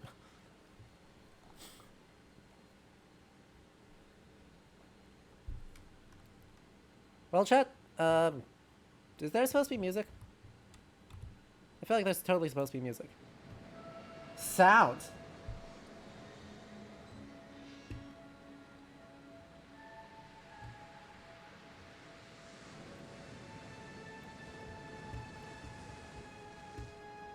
Well.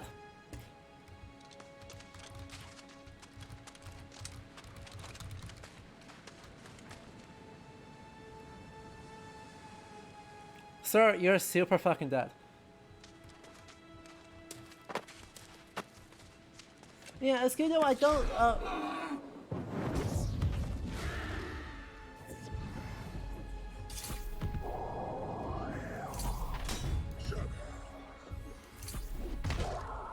once we get through this,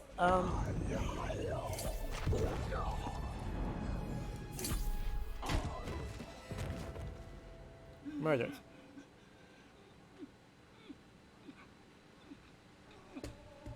Okay, we're not gonna talk to Aldisthorpe yet.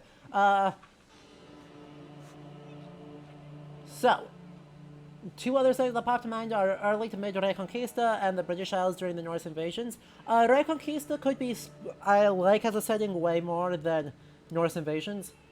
Right, Reconquista could be interesting by making, you know, northern Spain the bad, quote-unquote, the bad guys.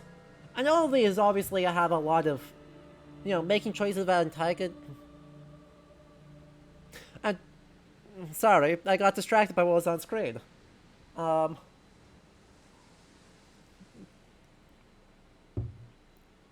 Anyway,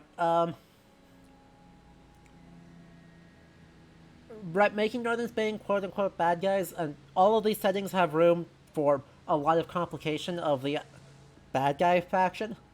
But, you know, the Taifa states might be actually quite interesting as a MMO time period to play around in.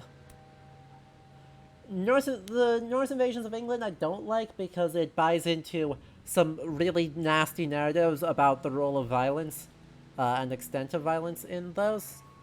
Anyway, the thing that distracted me was I just processed what this boat is. Somehow I did not immediately process what this boat is, despite my degree being in this boat. I got nothing, chat. You, come closer. Your captain needs you. There's something wrong. I'm not feeling right. That devil's storm. What in the nine hells was that about? By the way, Where's my the box? super Spanish Where's armor. my box? Did you take it? You build rat. Super Spanish style armor, right? The Conquistadores, cattle helm, stereotypical thing. The most British conquistador with the name Aldisthorpe. Something isn't right. To come so close. It's not fair. What's happening to me? I can't die. Not like this.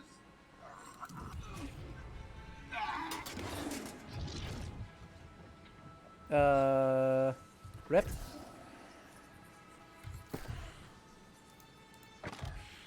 Good, we got a shield. We got a couple of these. Thank you.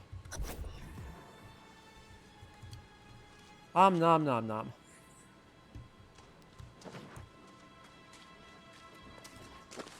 Oh, what a crappy jump we've got. Oh no. Oh no.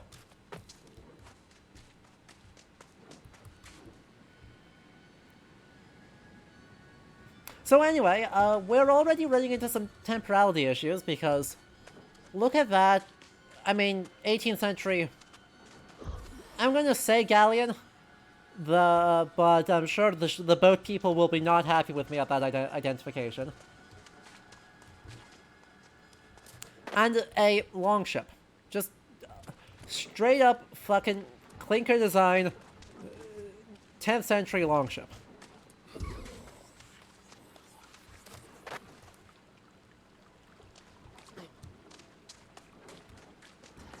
Barnacle. Fuck you, barnacles.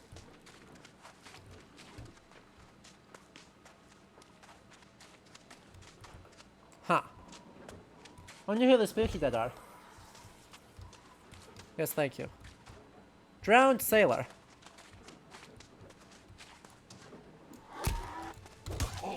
Ugh.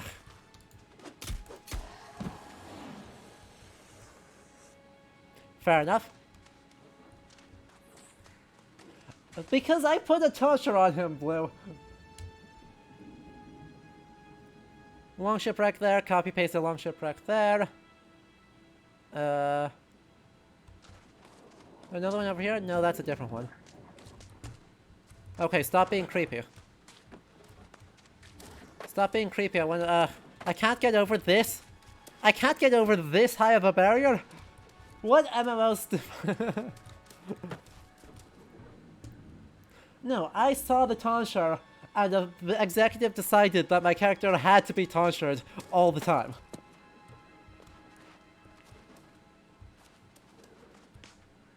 I can't ID this ship particularly. I mean, it's clearly Western style. Yeah, that is a Chinese junk. Right there. Just vibing. Fair play.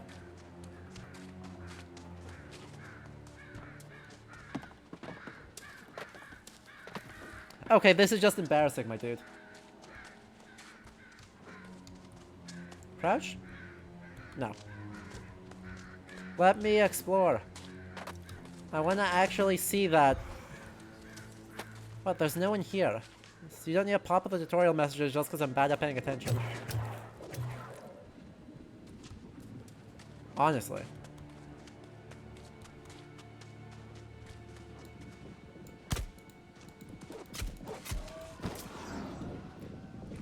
Cool, so those were both pirates. Those were both classically early 18th century.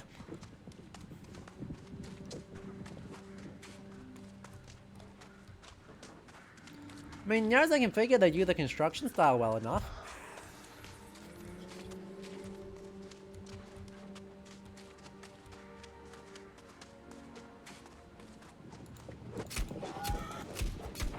I blocked that. Don't even be like that. Rope? Boo.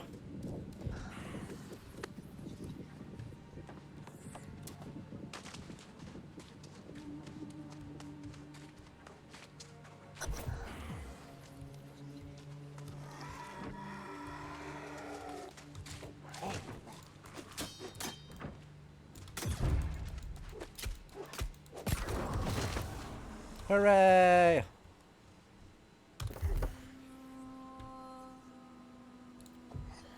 Hooray!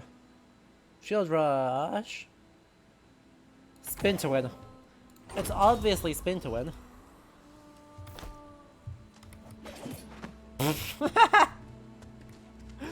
Fabulous. Yes, I think they were in fact using the steering wheel as a shield. Look, man, no hands. Apparently I needed hands.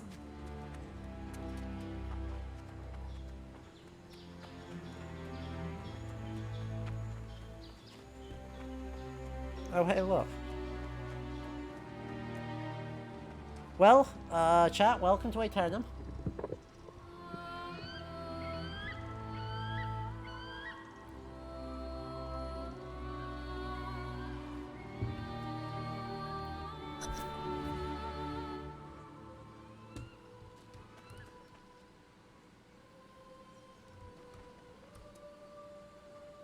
What? Why are we investigating this smoke? Like, no shade against this game. Real fucking pretty. Right, now that we're out of the intro weird gray area, real fucking pretty.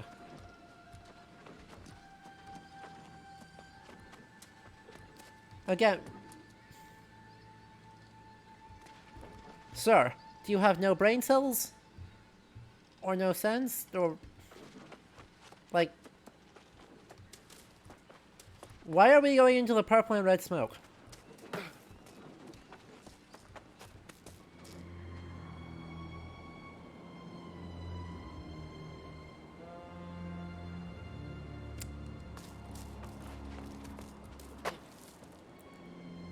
Oh hey, is that our, Spanish... Our definitely Spanish captain? We swear.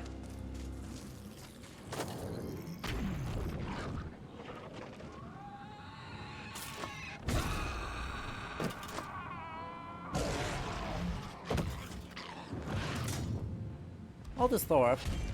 No, you would have been better off dying at sea. Ow.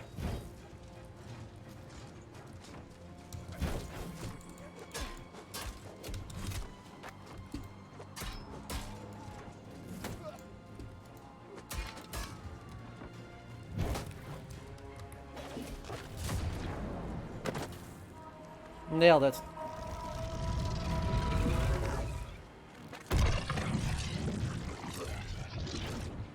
What? Okay, that's bullshit. I was winning that fight.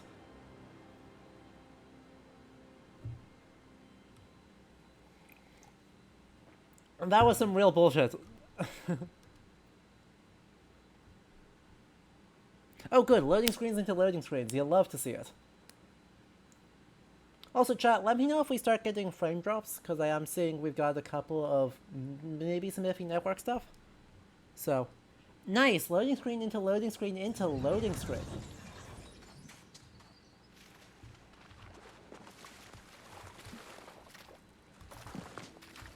Sir.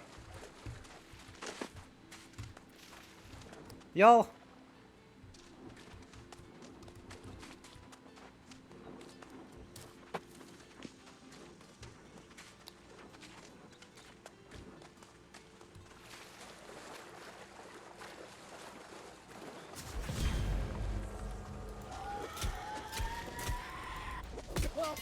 Wow.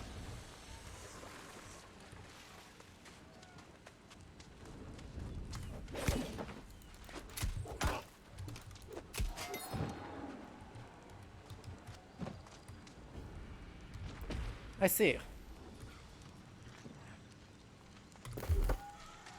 We have 2 points available. Well, Constitution and Strength for the moment.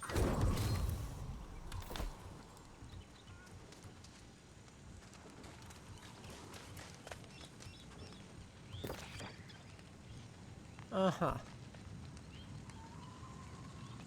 Staying at the docket for now, trying to figure out what to do next. Doesn't seem like anyone else made the show. And he heals fast. So, what an utterly bizarre,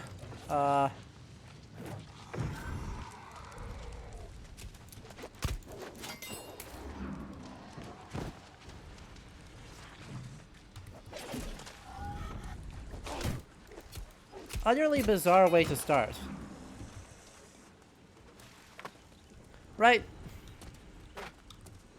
We started on not the island, went out through a graveyard, randomly died, just like randomly ate shit because our captain murked us.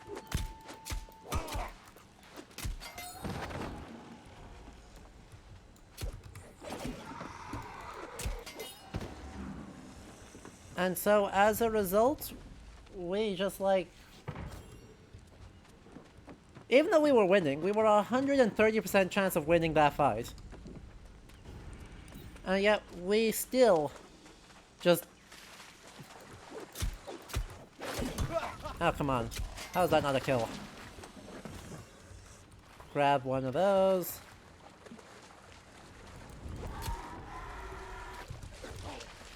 Roll away. Attack, attack, attack. Hooray.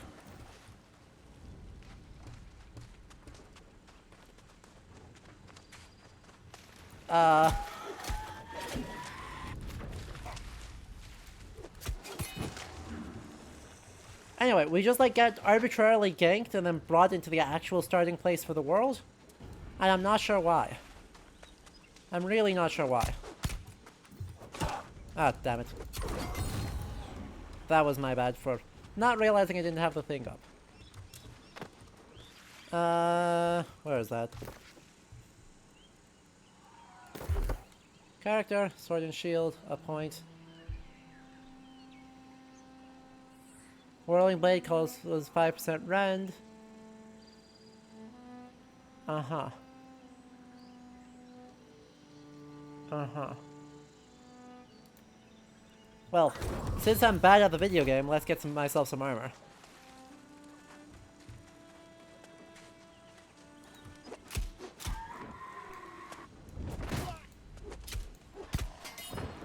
I don't hate the usage or lack thereof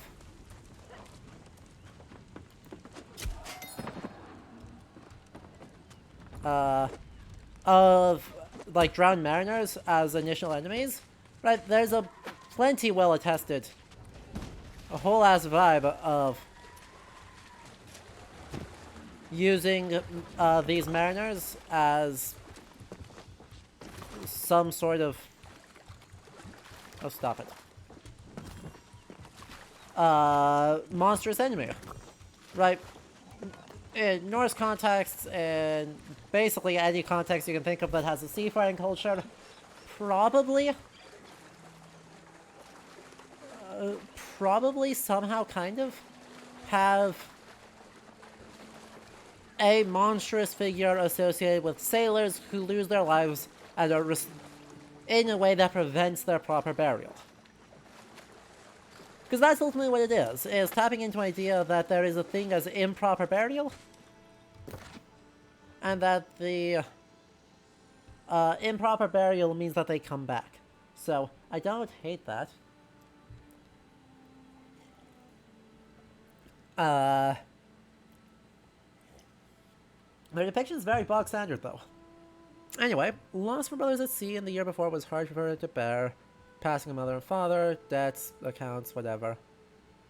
That seemed heavily given over heavily to one of the new companies, that of the Red Sign. I'm unfamiliar with it, but both her father and brother seem to have paid quite an expense on their joint enterprise and exploration of the islands around the New World. It's rather confusing in part, but I'm parsing the information piece by piece. Despite the loss, she has remained strong. Each morning she goes to the church on the grounds and prays. I've asked the local priest to visit her and bestow what support he can. Aww. Aww. I like that. Right, very much referencing early phases of colonialism, you know, where guild companies, I mean, I guess even up to, you know, the 19th century, this is true, but, you know, letting trade and guild companies be the primary financiers of expeditions. Very common thing when governments don't necessarily want to take on risk. Obviously, the British East India Company is perhaps the most famous example of that, but broadly not a rare thing at all. Oh, I crouched with C. Interesting. So, what I wanted to check is crafting. If I can craft.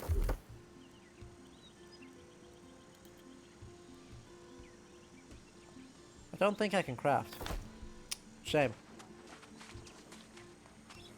Now, which watchtower? What watchtower am I supposed to go to?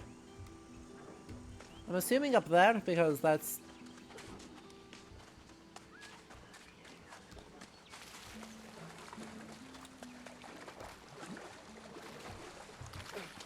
usually something? Well, hello. Chronicle of Ruiz Velasquez.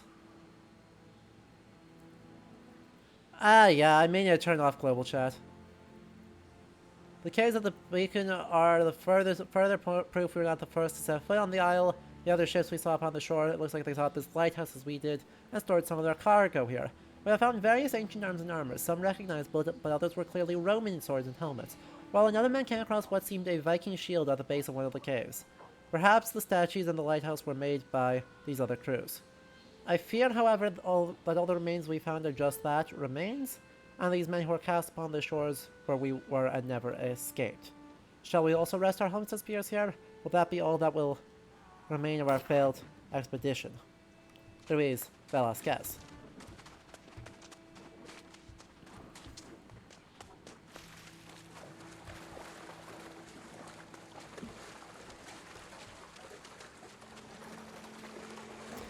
You love this global shot, don't you? What a wild choice. Ah, this watchtower. The one with the giant beacon on it. Sir? Sir. Sir?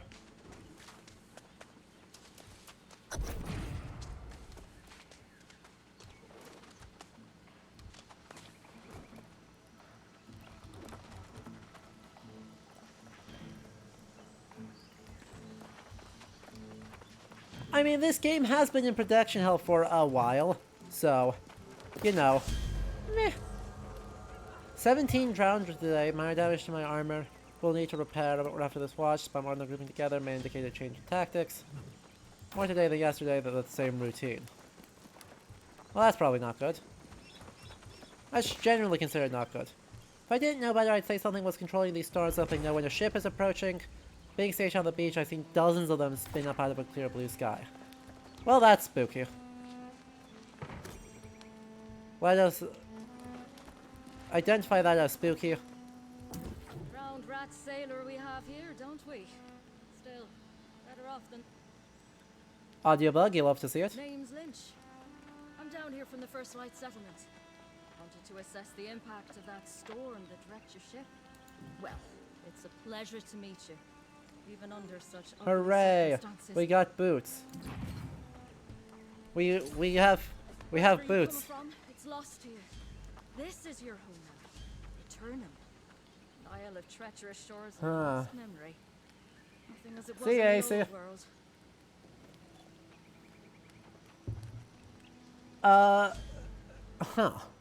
Death itself is a different creature here, and a finicky one. You've come back to life unscathed, but your crewmates and those from other ships... What about all these folks? They'll be wandering the beach as the soulless drowned now. Right thing is to try and put them back to rest. It's better if you do it. Okay. First things first. We have attribute points. Int. For reasons, don't worry about it. Where's my inventory? Thought it was I. I don't remember where my inventory is. That's companies. That ain't it.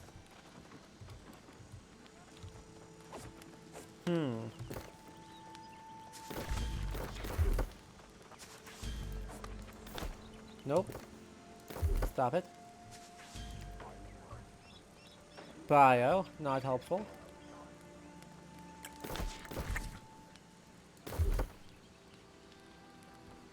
Very funky. Alright. See you, Blue. I hope we'll see you tomorrow. That's all social. That's emotes, that's not helpful. I seriously just don't legit do not remember how to inventory.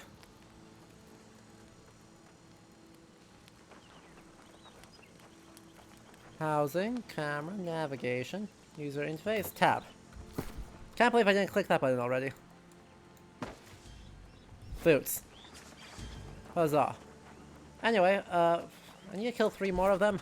Haven't I killed enough of them already? Honestly. Absolute freaking waste. Give me more flint. Oh, no, this is not janky UI. This is just me being bad. Look. I know how to take my L's when I deserve them. It is 100% me being bad. But yes, we are in the Punch 5 Crabs stage of an MMO.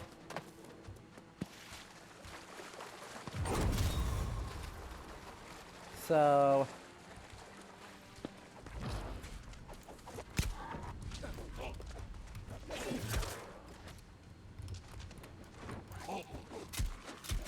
spacing.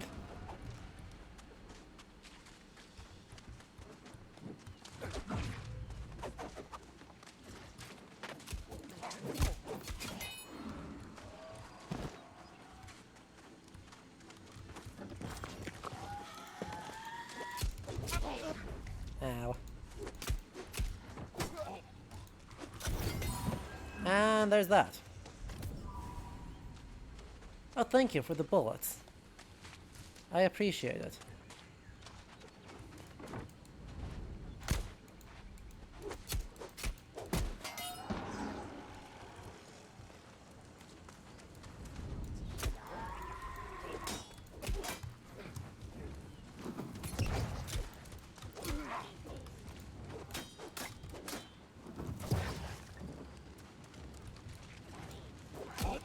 What? How was that a miss? How was that a miss? What are you doing? Hello?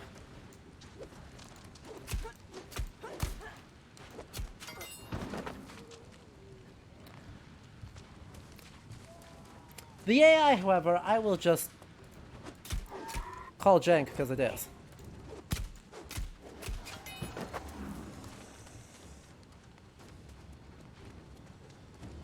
That was a real funky.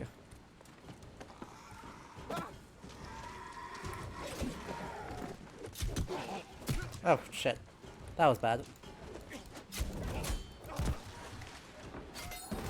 Thank you for the assist. Thank you for the assist. Hopefully everyone can get in on this. No problem. Good. Okay. Code. 110 gear score. Oh, nope. Their difference 101, 110. Shit.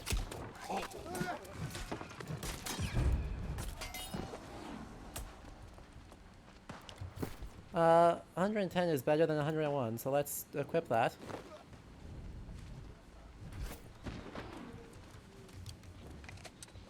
You know, as one is wont to do.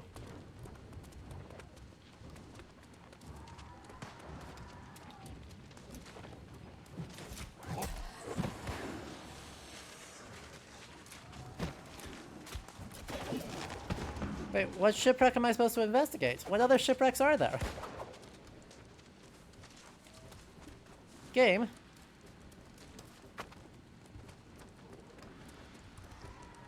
I've already alluded this.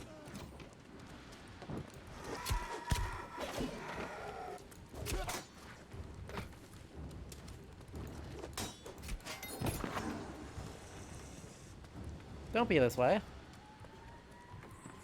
Fine. We'll go over to the other shipwrecks and we'll see if any of them are better. I am a dapper fryer. That's a lot of drowned. Suppose I should help this person?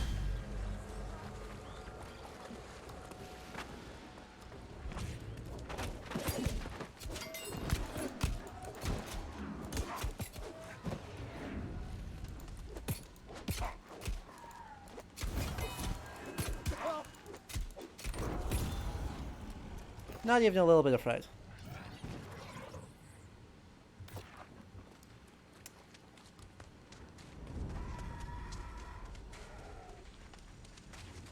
Well, there's another something in here.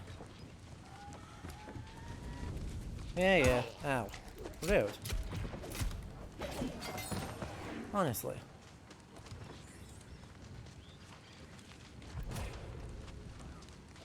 So many things. St. Francis got drip. I appreciate it. I appreciate the vibe.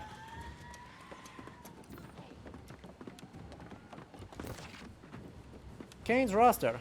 Captain Kane, Landry, Technolofer Gilson, Gauthier, Marchand, Rochette, Stewart, Dubois, Jean, Sylvester, Quebec, Derocles, Pletier, Flandon. Well, that was honestly disappointing. And the reason why that's disappointing is that, you know, games are able to show that there's just an absolute comical... I already alluded this, didn't I?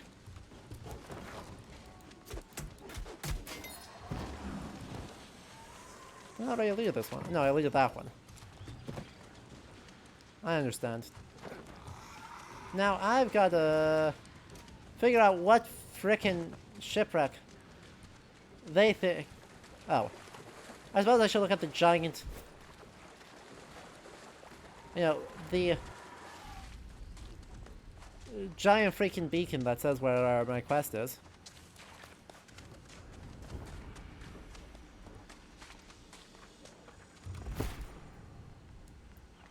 That seems maybe smart.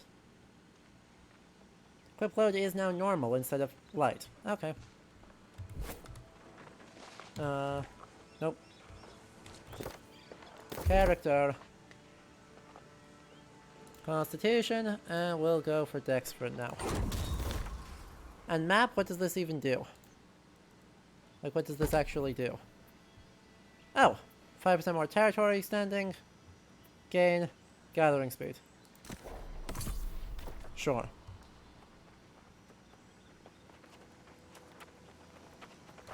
Good lord. It's ugly business, I know. So best to just get it done with. Right. It's ugly business, I know. So Did I not best to just get it done. finish? Where is... This is the giant pillar of light. What shipwreck did they want me to search? Hello? The one over here. Okay. That's fine.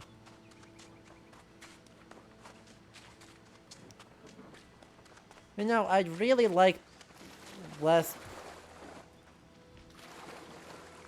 Is that a hole or a clipping? It's a clipping issue. Okay. Yep.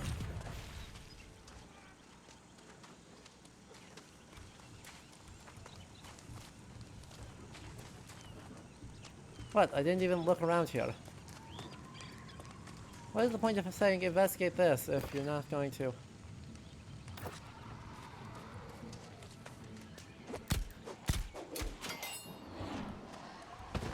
Actually have me investigate it.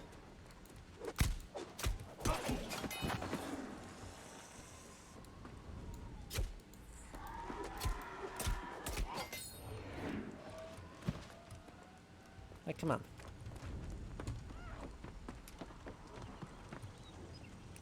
That being said, I don't have the ability to grab anything? Is this not a grabbable thing?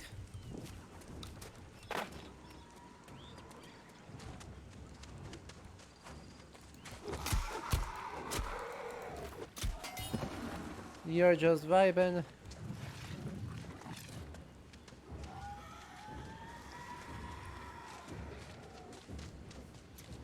You're just vibing? Okay.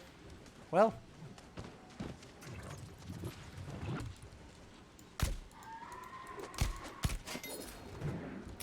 Fair enough.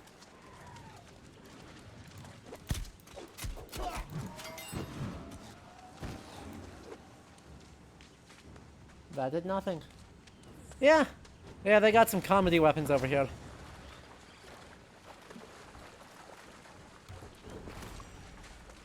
We'll take a look. Huh.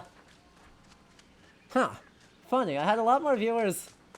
I am very amused at the idea that there are a lot more viewers for me sitting in queue than when I actually started playing the video game. That's very funny.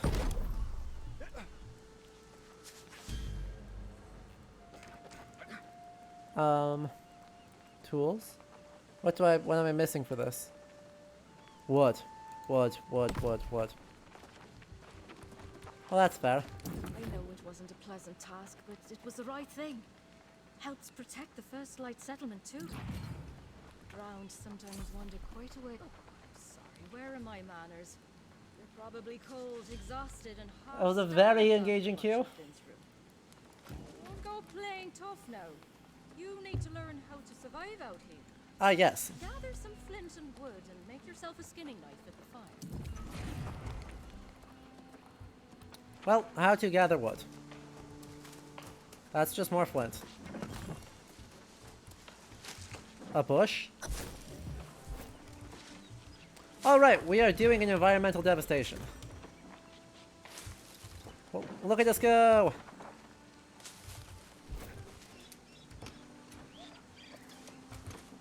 Rest in peace, all of these bushes!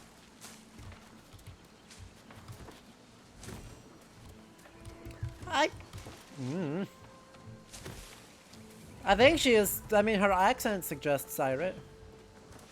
Say, am I going to make a bad idea?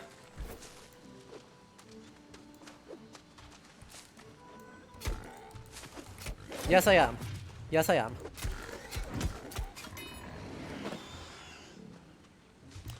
I have no knife to skin it with. This is a problem. Mining pick, craft. Oh, don't do this.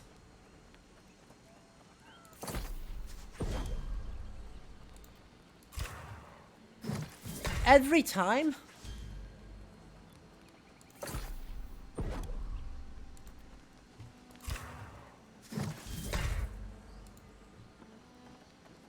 Every time.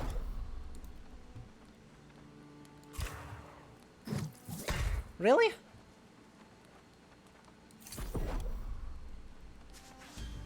Fascinating. Feathers, fibers, rations, I don't have anything for that. Don't have rawhide. Fair enough. I wonder if someone else salvaged my boar. They sure did. Senor. Wait, don't I have the skinning knife equipped?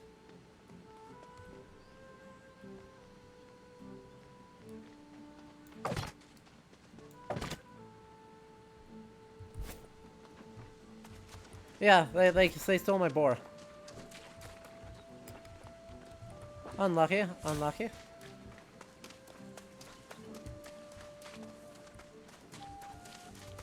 Yeah, that's not how in fact what it does.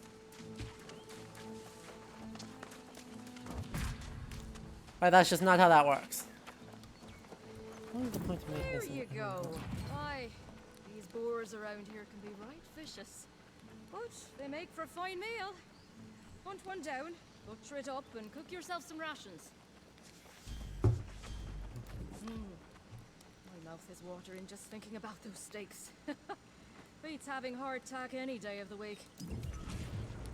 Fair enough. We appear to have sequence broke by killing the boar too fast. Also, huh. So, there's something real funky going on out here.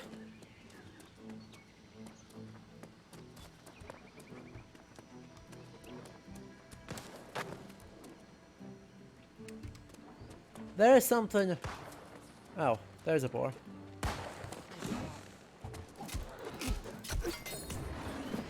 Do I get to participate? Oh my god, don't... You have got to be kidding me.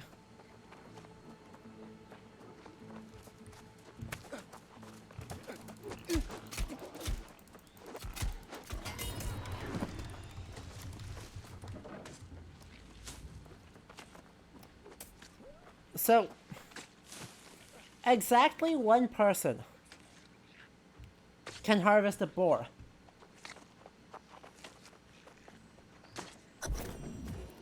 One, and only one, can.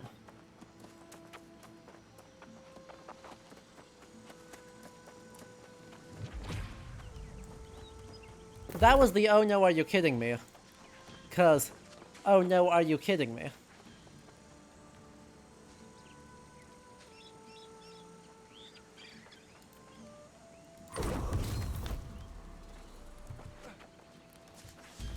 Like, what in... My mouth is watering just thinking about those steaks. Beats having hardtack any day of the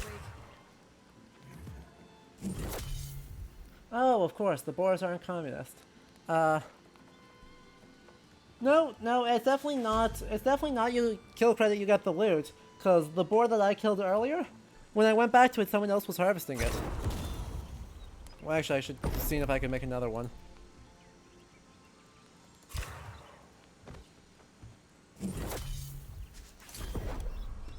We'll make 3 of these, because there's no point in waiting.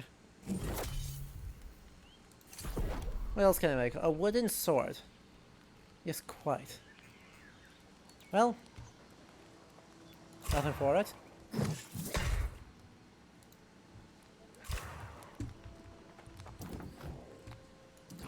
Complete the quest. Meat on an open fire, does it?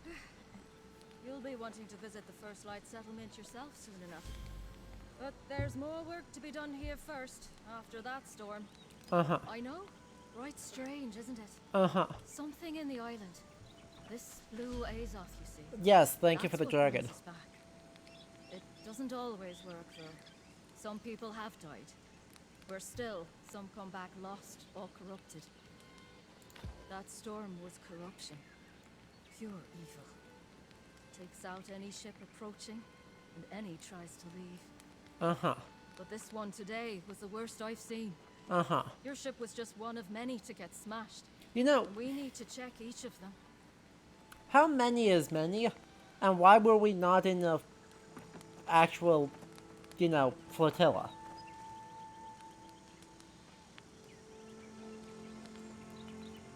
It's tradition in First Light to keep record of all the shipwrecks on the shore. A memorial of sorts. Going out, look for any legacy items you can scrounge. If there's any corruption lingering, steer clear of it. Well, we may be here for a hot second. My thought is that we'll probably try and get through at least a bit of this tutorial, and then when we start getting asked to go off to First Light, we will call it.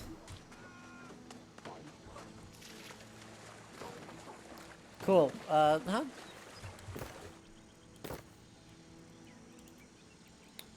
Comms. No.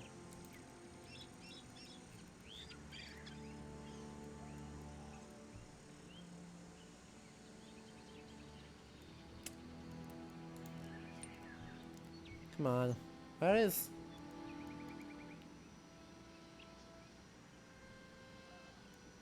How do I just turn off chat?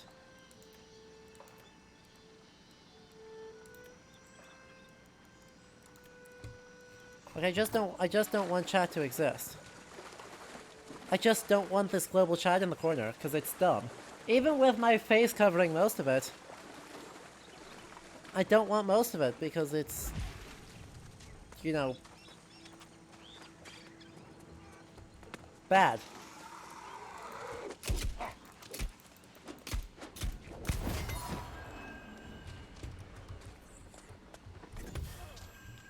Thank you for the bullets. Oh, someone has paid to play.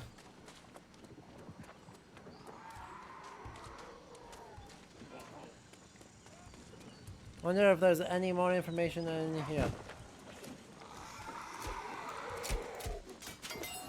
Likely not, but I can at least bail these people out. Yep, alright did that, Cool, fab.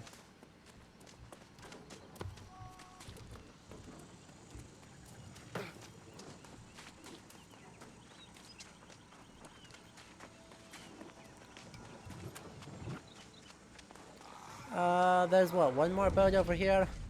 And then go back that way? Yes, it is. Okay, Escudo. Good night. I hope you'll join us tomorrow. But otherwise, have a good rest of your week. Yeah, they're drowned. People who drowned on the way and then we did stuff.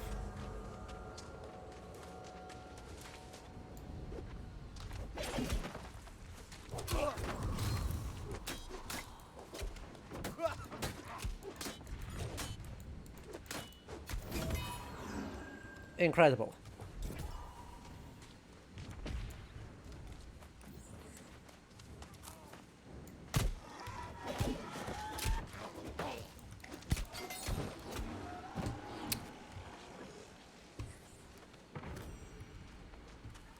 More bullets.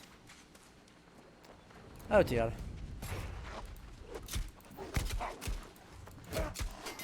I do not mind just DPS checking that, dude.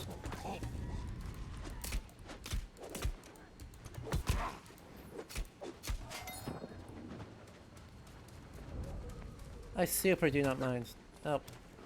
Suppose I should not stand in the corruption.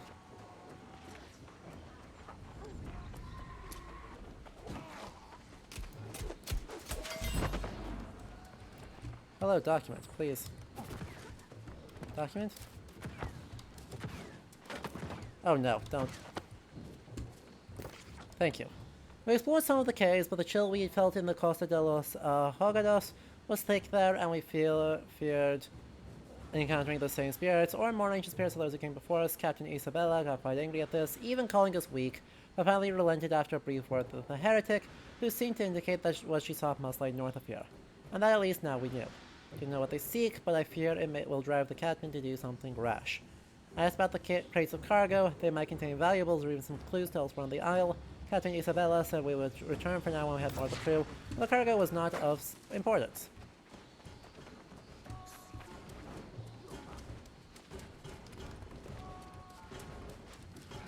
Hello. Hey. Get over here. Get over here.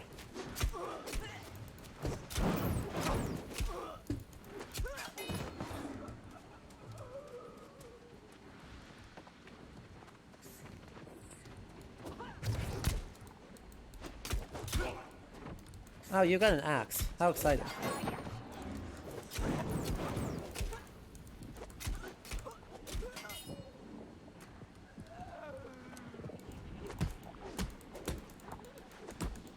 Oh, very thrilling. Slash, slash, slash, Q. That does insignificantly more damage. So, where does this take me?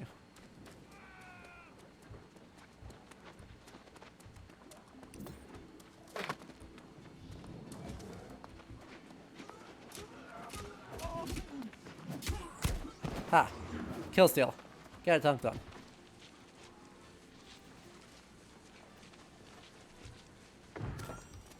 Hey, we have new things. Oh, both of those are better. Right, because what sword have I got right now? Does it say? I'm gonna compare it to this. More longsword, 80 slash damage. Actually, this is way worse thrust damage, but that's okay. That's okay.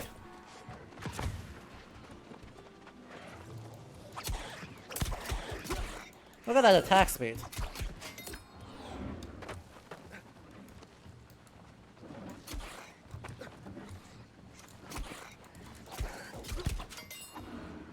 Look at that lovely, lovely attack speed. And, if I hit this button, supposedly I can cast magic. Supposedly. I don't know if I can actually cast... Kaboom! Get dunked on. Get dunked on.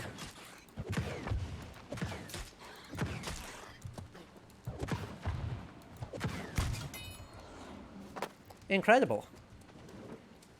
Have explosives, will travel. Attack and a bunch of arrows.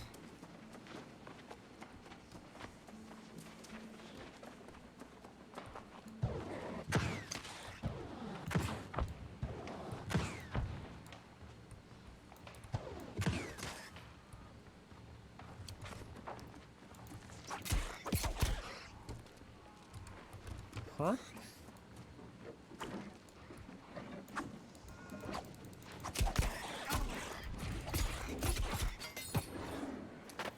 Fascinating. Absolutely fascinating. So where does this put us? Thank you, Exploration, for giving me...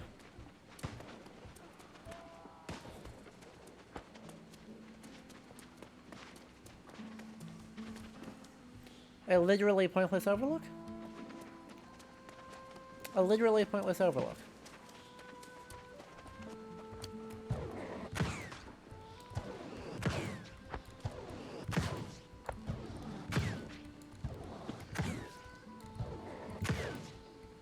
Got him. I help.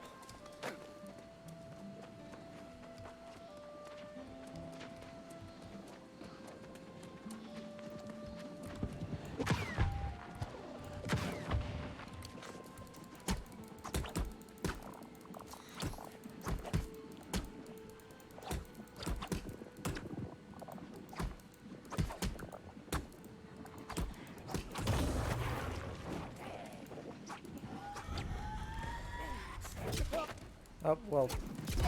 That went poorly.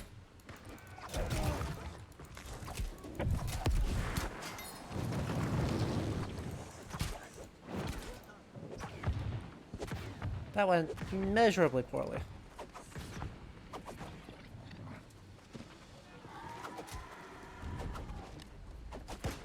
What's over here, though? Besides more of the same.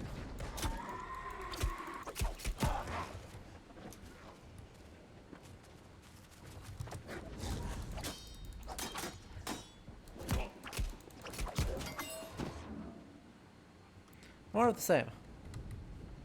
Can I not eat? Do I not have food to eat? Please give me food to eat.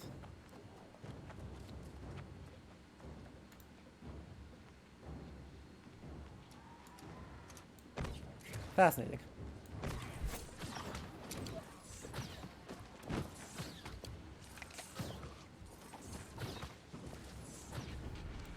Supply stockpile. Says go here.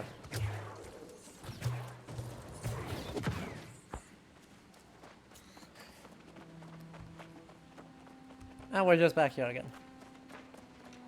Fabulous. Okay.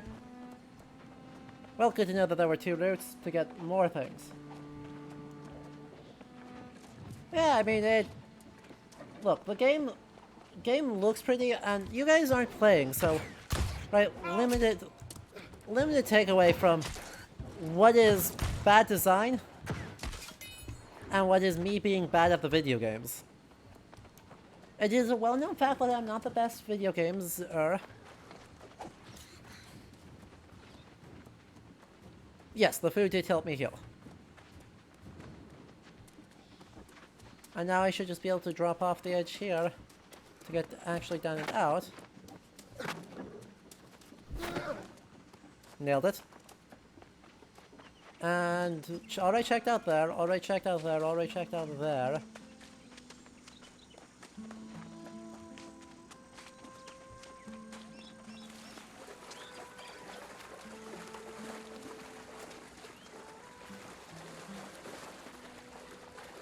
I think.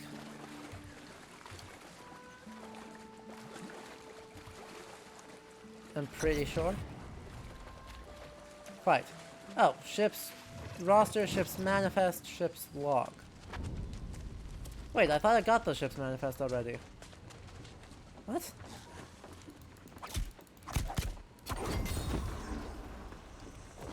I am sure I already grabbed this. Oh, that's the roster, okay.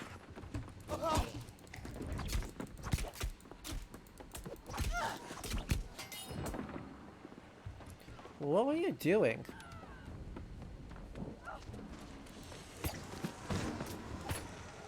Also, the rapier animation is bad. Just for the record, it's actually quite bad. There it is. 20 crates of non-perishable muskets, shots, longswords.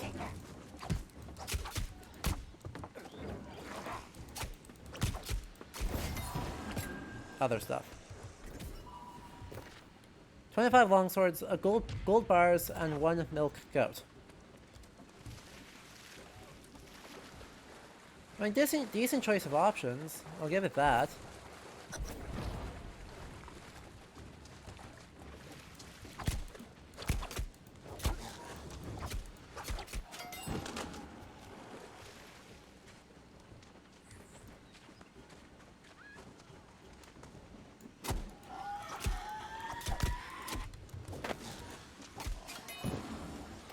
Huh.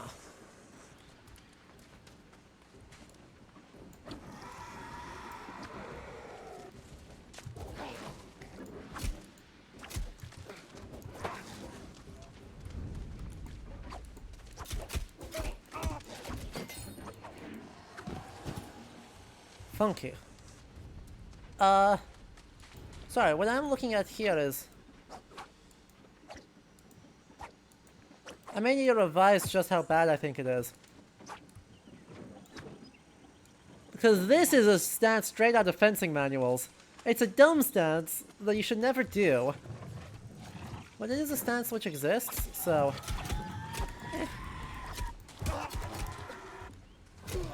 Ow.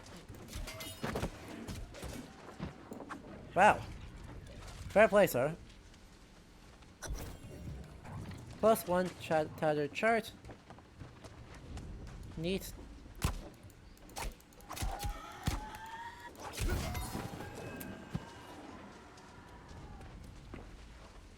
And the supply stockpile?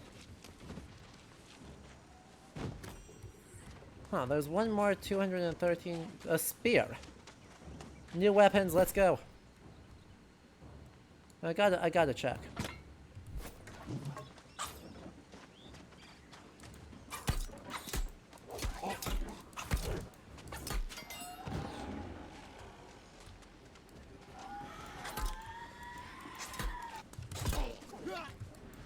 I gotta check this. Well, their spear is fairly underwhelming, but that's okay.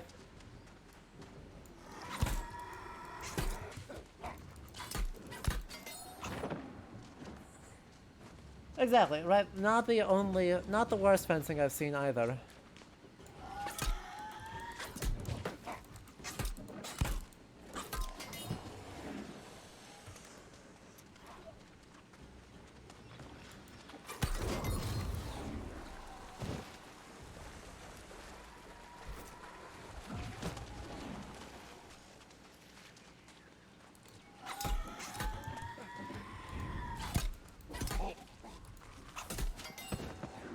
Funky. I'm noticing that attacks don't cost stamina. Even heavy attacks don't cost stamina. They're entirely relying on stamina as a thing for dodging and blocking.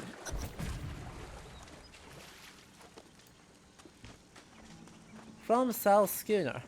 Collect the ship's flag from the stern. Okay. Why are we doing this? I mean, I guess it's fine, but why are we doing this?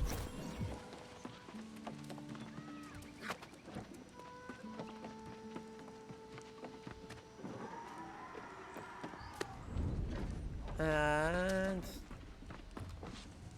by the way, clearly a pirate.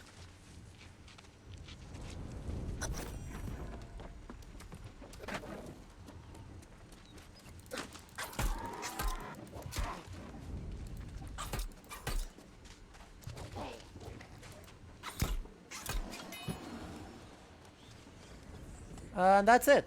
That's the last boat.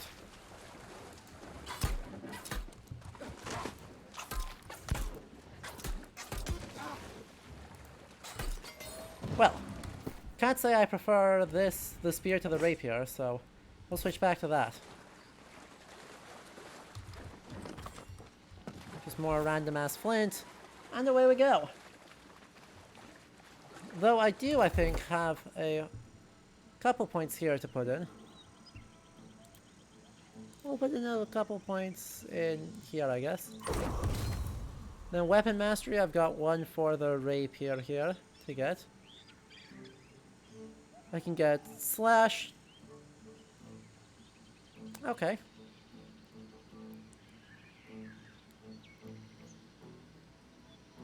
Flurry.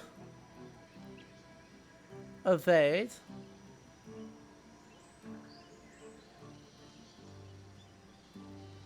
Low stamina, +3 stamina on any hit. Let's go for Flurry. Go for Flurry for the time being.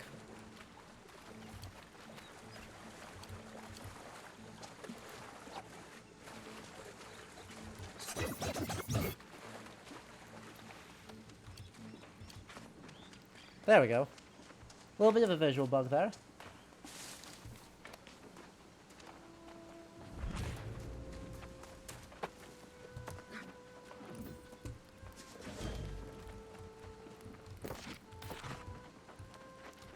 Okay. Talk. These'll do perfect. You've done a good turn for the memory of those ships. Right. It's the first light. Right. I wish we could just head back to the settlement now, but we can't turn a blind eye to the truth. What do you mean by that? Why is that concerning? Storm preceding your arrival filled the skies with crimson. Corruption incarnate, I tell you. Some people claim to have the answer, but I don't believe it. Uh-huh. Does it come from the dark part of a person's soul? From some vault of evil beneath the island? One thing I know for sure. It turns a man. Nice Yes, audiobook. and corruption's the real threat to watch for. Any trace is a scourge. The place I just was. I fear some remnant may be lingering in Tight Swallow Cave. I hate to ask a newcomer, but you handle yourself well enough. Go take a look then. Be warned though. The place I've already been. That gave me all of my fancy... Okay, most of my fancy weapons.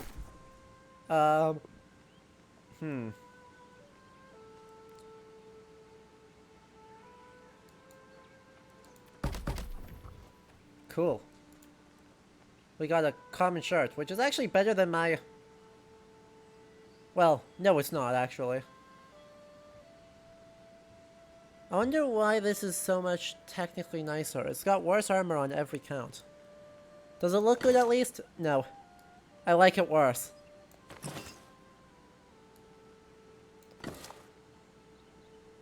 This, however, I might be able to get behind.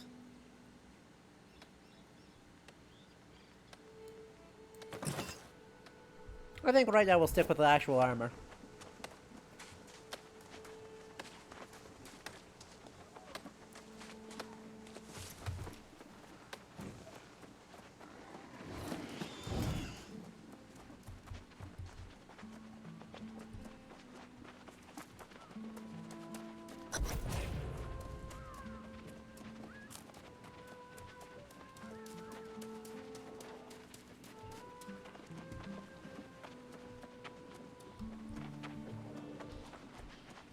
Search for the source of the corruption.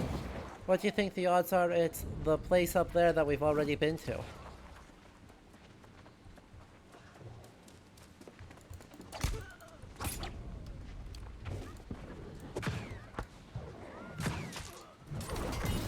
Hey, Rapier Mastery went up. And we should be getting close to Fire Magic Mastery. Oh, and you've got one here too. Cool. Sorry, I also want to go Rapier.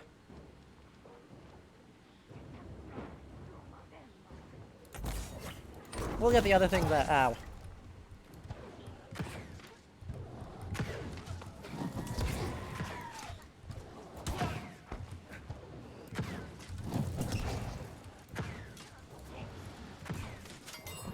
I suppose I should be not here.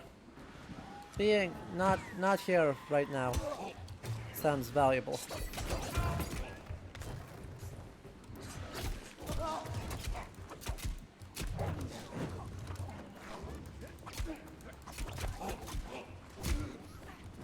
Ow.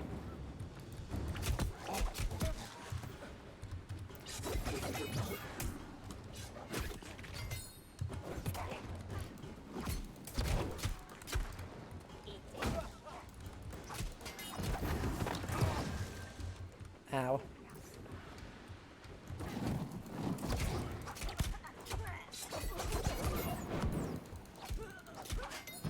Nailed it. Flawless play. Definitely didn't cost half my house.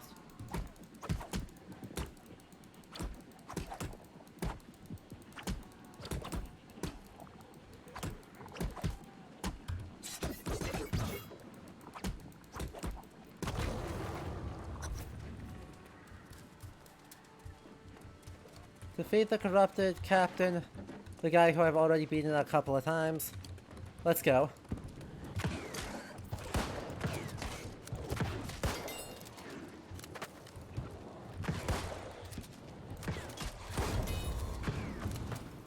Is he currently dead?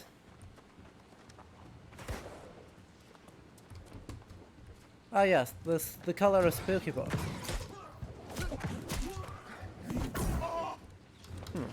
Well, that's gonna hurt.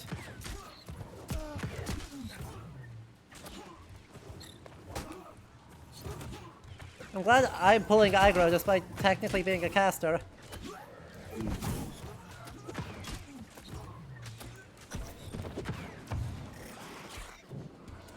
I feel like I am not the best person to have been pulling aggro there.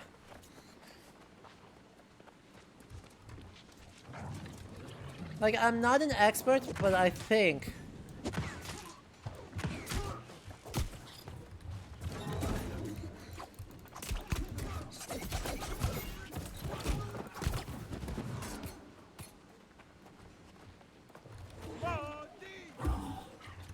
Hey, he healed me, thanks.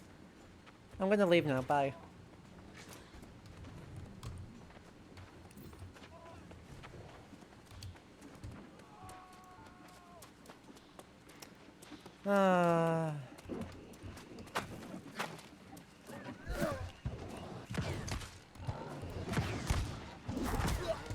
Ow.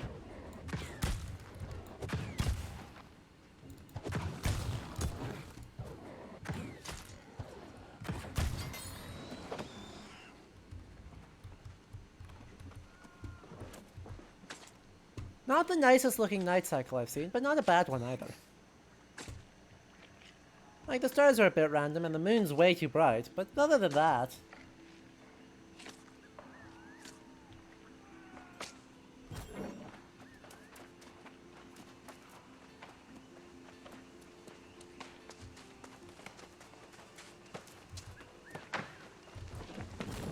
So many gathering options. And the music's good. The music's actually been really good this whole... Like, low-key super good this whole game. My hunch was right, wasn't it? There was corruption in that cave. You're brave to have dealt with it. First Light cannot afford to ignore this threat anymore. If corruption gets a foothold on the beach, it'll be at the settlement walls in a matter of days. You're right, of course. The folks at the settlement should start making preparations. This could get right ugly. Uh-huh. The constable should hear about this straight away. Yes, you've done as much as I could ask down here. Give Constable Oakes this message and then take a well-deserved rest. You've earned it. Fabulous. Energizing light rations. Fabulous. More light rations. Hooray. Continue crafting. I think that's all I can do. Yeah? Yeah.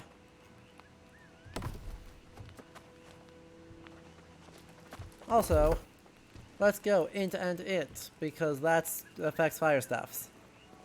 And rapiers. I see why rapier's doing kind of crap right now. Because I have severely undersold the relevant staff. And weapon mastery says fire staff. Pillar of fire, love to see it. Flamethrower, you love to see it more.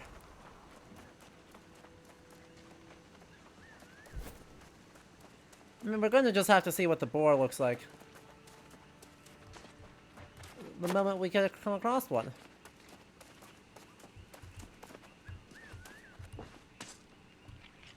Or instead we'll just steal someone else's, because we can do that. Well, hello Zirconet. Any history documentaries to recommend? Not really, I don't actually play or watch documentaries all that often, Zirconet, actually. So, it's been a hot second since I've seen any new ones. And so I hesitate to recommend anything on either, at best it's become out of date, and at worst it was never up to date to begin with.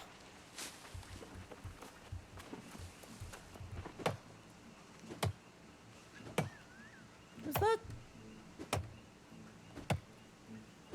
Exactly. There's an unfortunate habit of, oh yeah, let me talk about this terrible thing I saw, instead of I saw something that is solidly fine.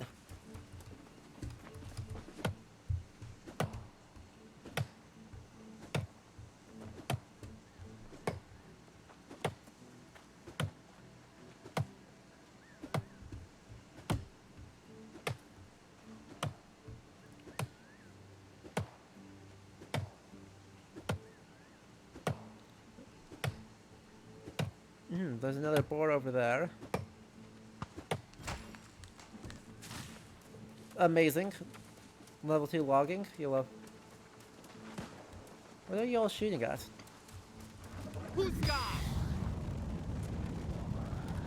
Just magnificent.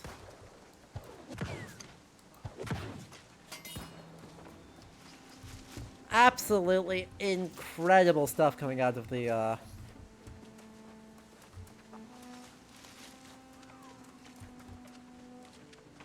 for lack of a better word, explosive fire stuff.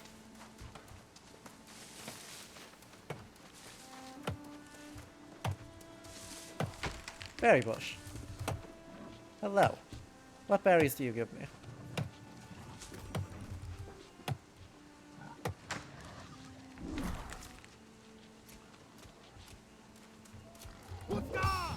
Aww. By the way, interesting thing, right? The first things we're doing here are, of course, absolutely murder-deathing the environment. Right, as we talked about in the other Valheim stream, like, we end up on this new place with all this new stuff, and, I mean, the same thing we talked about initially of, oh, you know, what do we be careful of, what do we hope for, what other modes of existence might exist in this?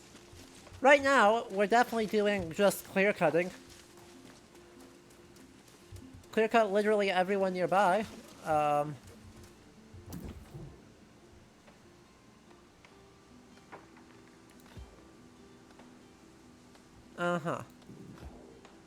Uh-huh.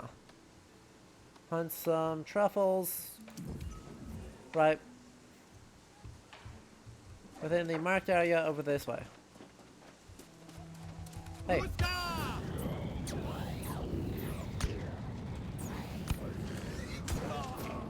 Absolutely magnificent.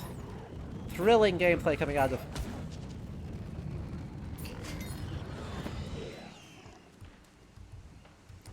Just the most thrilling gameplay ever imagined.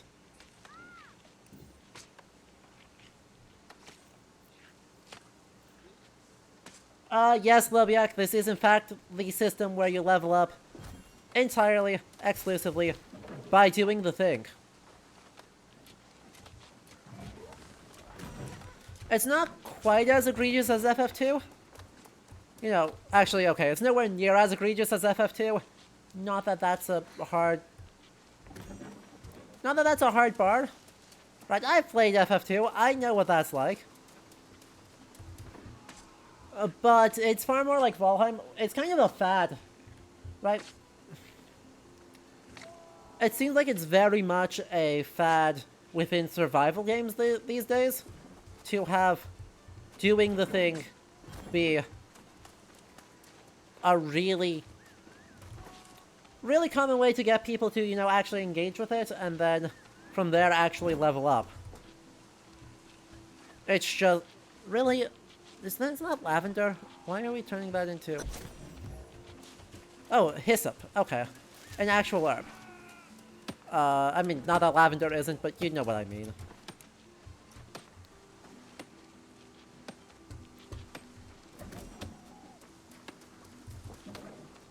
But hyssop, and then... Was that... Wait, was that nutmeg? Hold up a minute, I need to find another herb. Hello, herbs.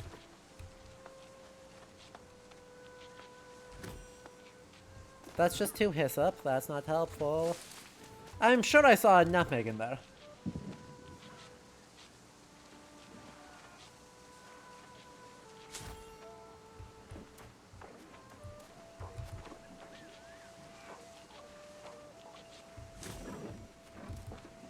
I may have been mistaken, though.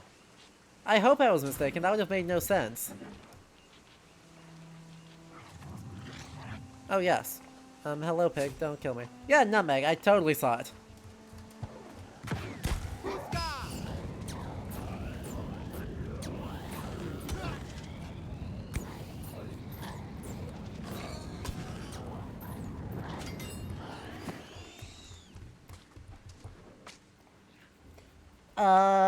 technically Southeast Asia rep?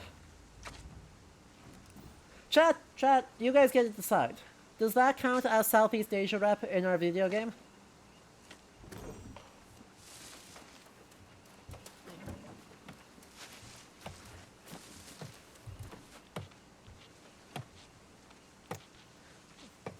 Nutmeg does only come from basically one island.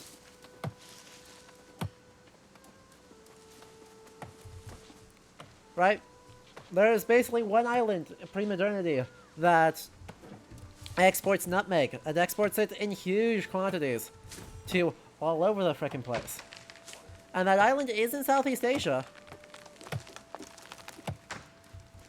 So does getting it from a random hyssop bush count? Does that make it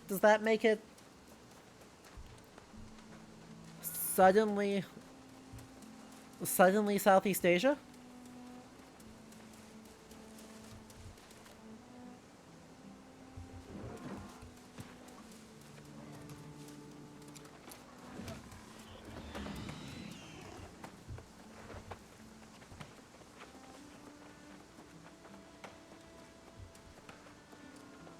There's an island in the Atlantic. And this bush hasn't claimed to be brought out from trade or anything, so I'm gonna go no. Totally valid. An extremely valid,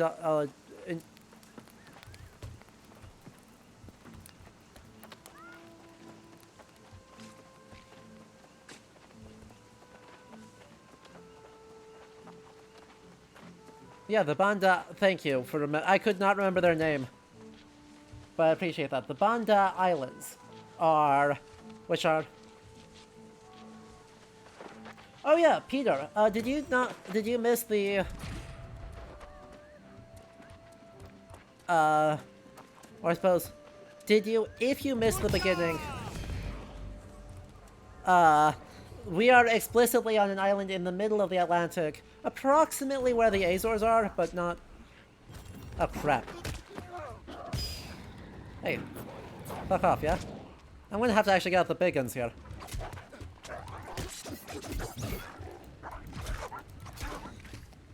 Shh.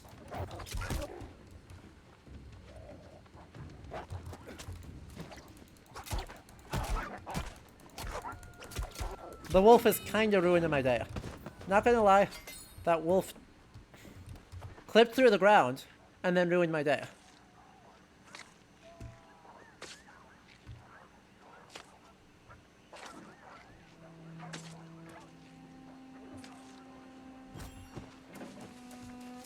Why did the wolves just give me bog standard? Oh, shit.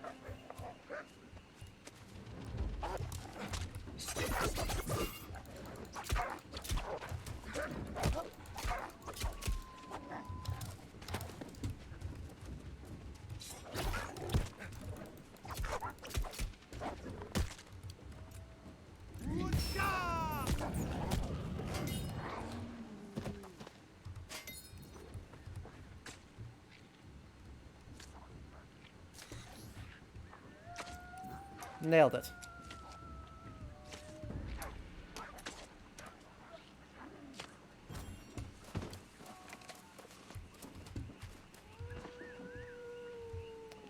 Oh, don't even start this.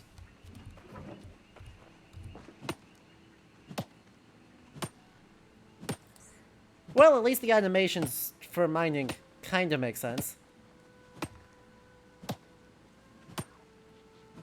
And we are not going to farm wolves. Anyway, I'm already identifying a weird thing. Right? There's something super weird, especially with this being an MMO. Right? They need to constantly make sure they've got the resources up and available.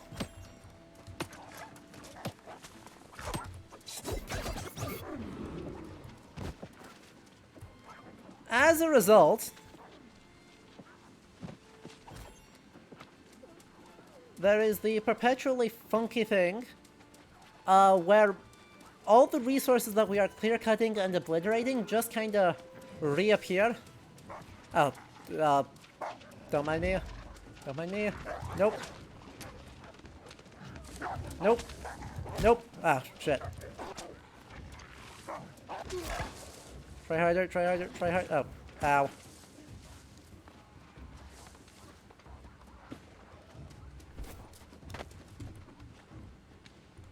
Okay, we're good. We're good.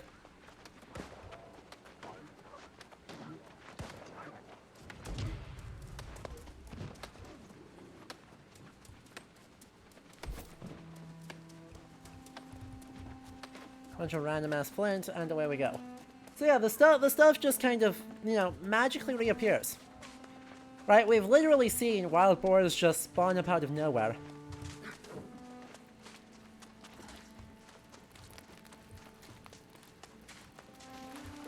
I've got a boatload of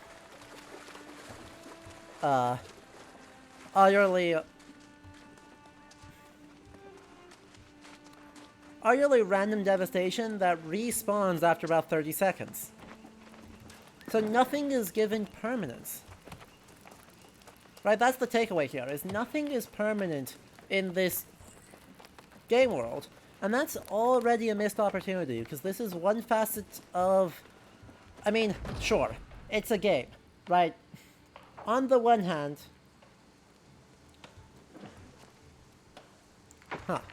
Taxes. So, on the one hand...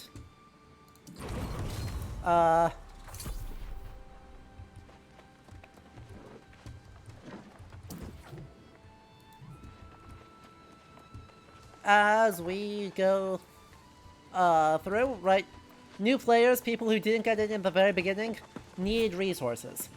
They can't not have anything. Yeah, I know I'm not checked in. Stop. So, I understand that this is a necessary thing. On the other hand...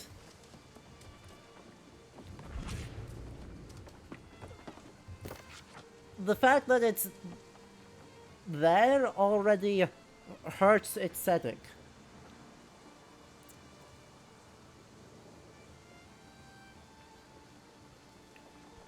As my full trees of De Magnete successfully made the journey to Aeternum with me, and having no knowledge of others with copies of their own, it falls to me to continue Gilbert's investigations on the nature of the magnet.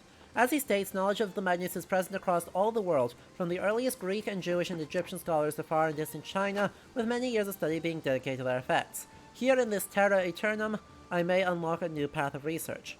Might Azoth influence these magnets in some way? Will they redirect the needle to a new north? Will they improve and enhance the capabilities of magnets? Only time and experimentation will tell. Just in case if you doubted it was a historical moment, I had to mention it. And by the way, Christianity exists in this game. Just gonna throw that out. Casual like.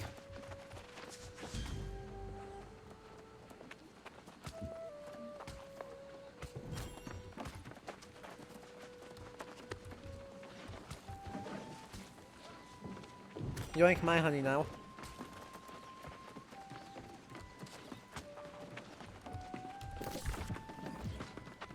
What am I looking for here? Storage set, covenant, faction, kitchen. The inn. Alright. I am looking for... in here, apparently. Ooh, hello. On this island of eternal life, there have been established three parties of interest: the Marauders, the Syndicate, and the Covenant, that shall thus be referred to as factions. Wow! Gamey much! These factions represent the individual interests and motivations that shall be introduced to every new denizen of Aeternum. Once all three introductions have been issued, the subject is returned to the magistrate of the settlement and make a formal, immutable decision on which faction they wish to swear their undying allegiance to.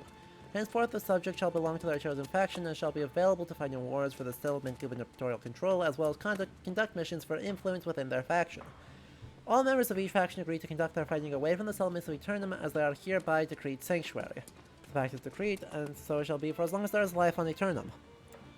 Note: The bloody factions refuse to sign the bloody truth. Perhaps some change in wording will convince the representative to come forward and unite the factions in this agreement.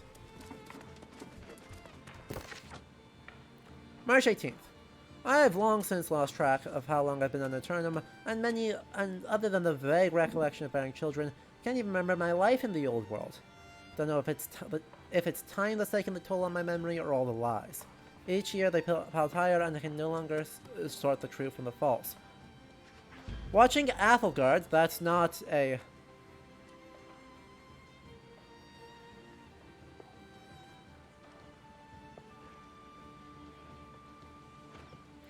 That's like a centuries apart name from Oaks. Watching Athelgard slowly shrivel in body and spirit, I forced myself into the habit of putting on a hopeful smile no matter how I felt inside. Saints know I tried. For his sake I risked everything in a desperate bid to escape this island, but as with everything else here, it ended with disappointment. For some reason I still remember the smell of his skin when he was a newborn, but in the years before I left, Athelgard smelled like a sick old man.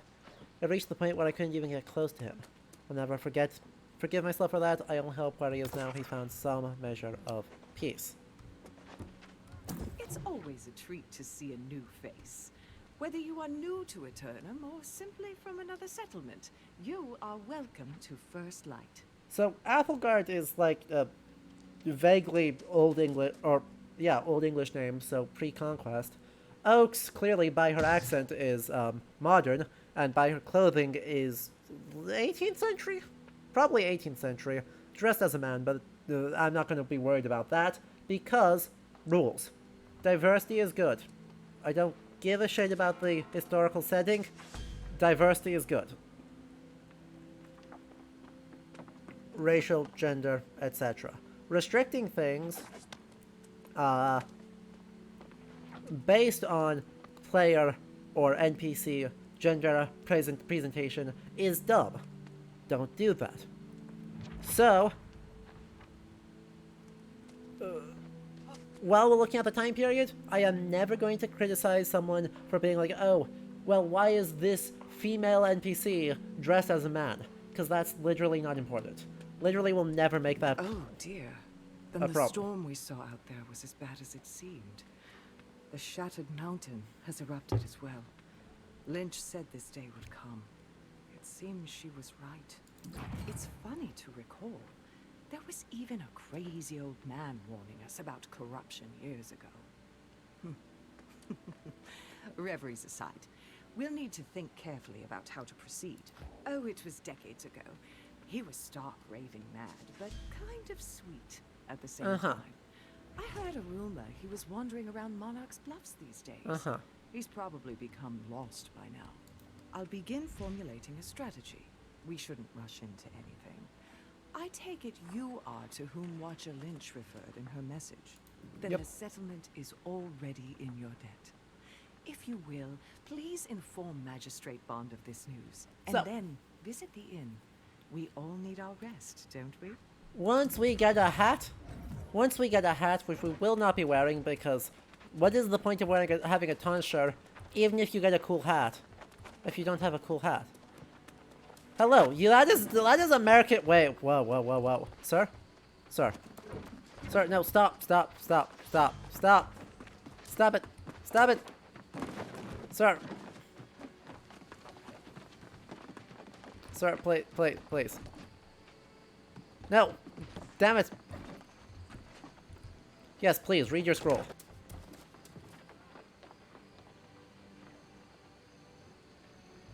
That is very late 18th century. Like, that is basic. That is, if it's not American Revolution directly, that is 7 Years' War. So that is exceedingly late. Then again, this dude has a, well, vaguely. Yeah, they've all got these duelist hats. But look at this. Steel breastplate, 16th century. With a hat that suggests later 17th century? Like musketeer, yeah, probably like Louis the 14th circa. So, I guess that's actually into the 18th century, but whatever.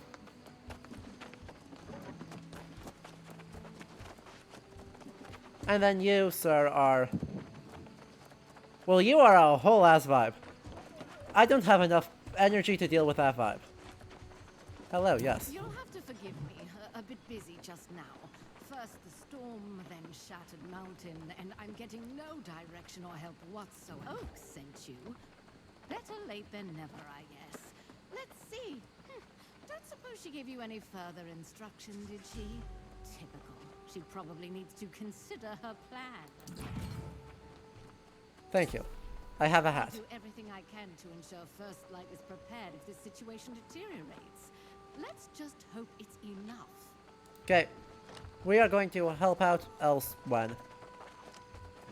Hey look, I think this is the inn. Aww.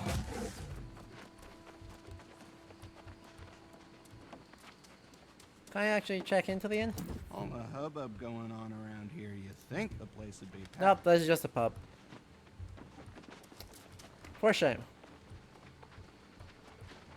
So be it.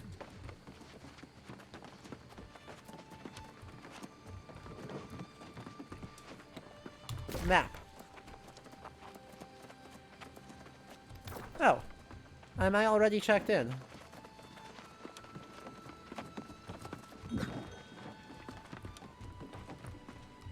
Welcome to the everlasting torch. We are always burning for you. You here to check in? Be my guest. Yes. Literally. Ta-da! As we go up here, again, the outfits here are gonna throw me off at speed. Uh-huh. That's... oh. Of course I know The Flying Dutchman. I always considered it a fanciful tale intended to liven dreary voyages. But here on Eternum, the mysterious power of Azoth changes everything. Whispers of the doomed ship that attempted to leave Eternum long ago cannot be dismissed as mere folklore. I have never seen it, but I do not doubt that it exists. I shall gather what knowledge I have of this phantom vessel. Is it crude but withered, or have those post souls become something else entirely? In a land where life and death have lost meaning, I cannot imagine what new horrors await us. Zachariah, the Scrivener.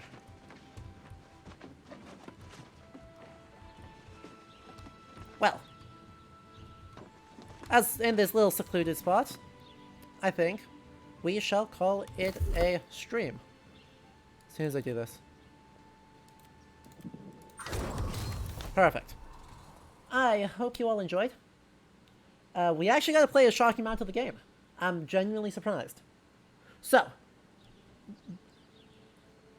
I cannot guarantee we are going to be at this point when next we play this game. Depends on whether I need to switch worlds or switch servers. But if we do, I'll try and get to approximately this point in when we pick up. Because I don't know what some of my friends who also own this game are on.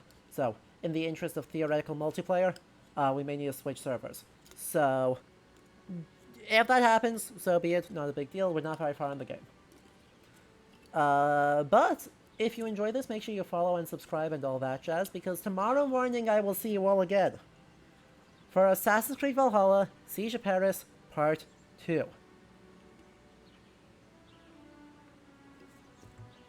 That's going to be a doozy of a stream, so I'm going to rest up my voice, get ready. That starts at 9:30 a.m.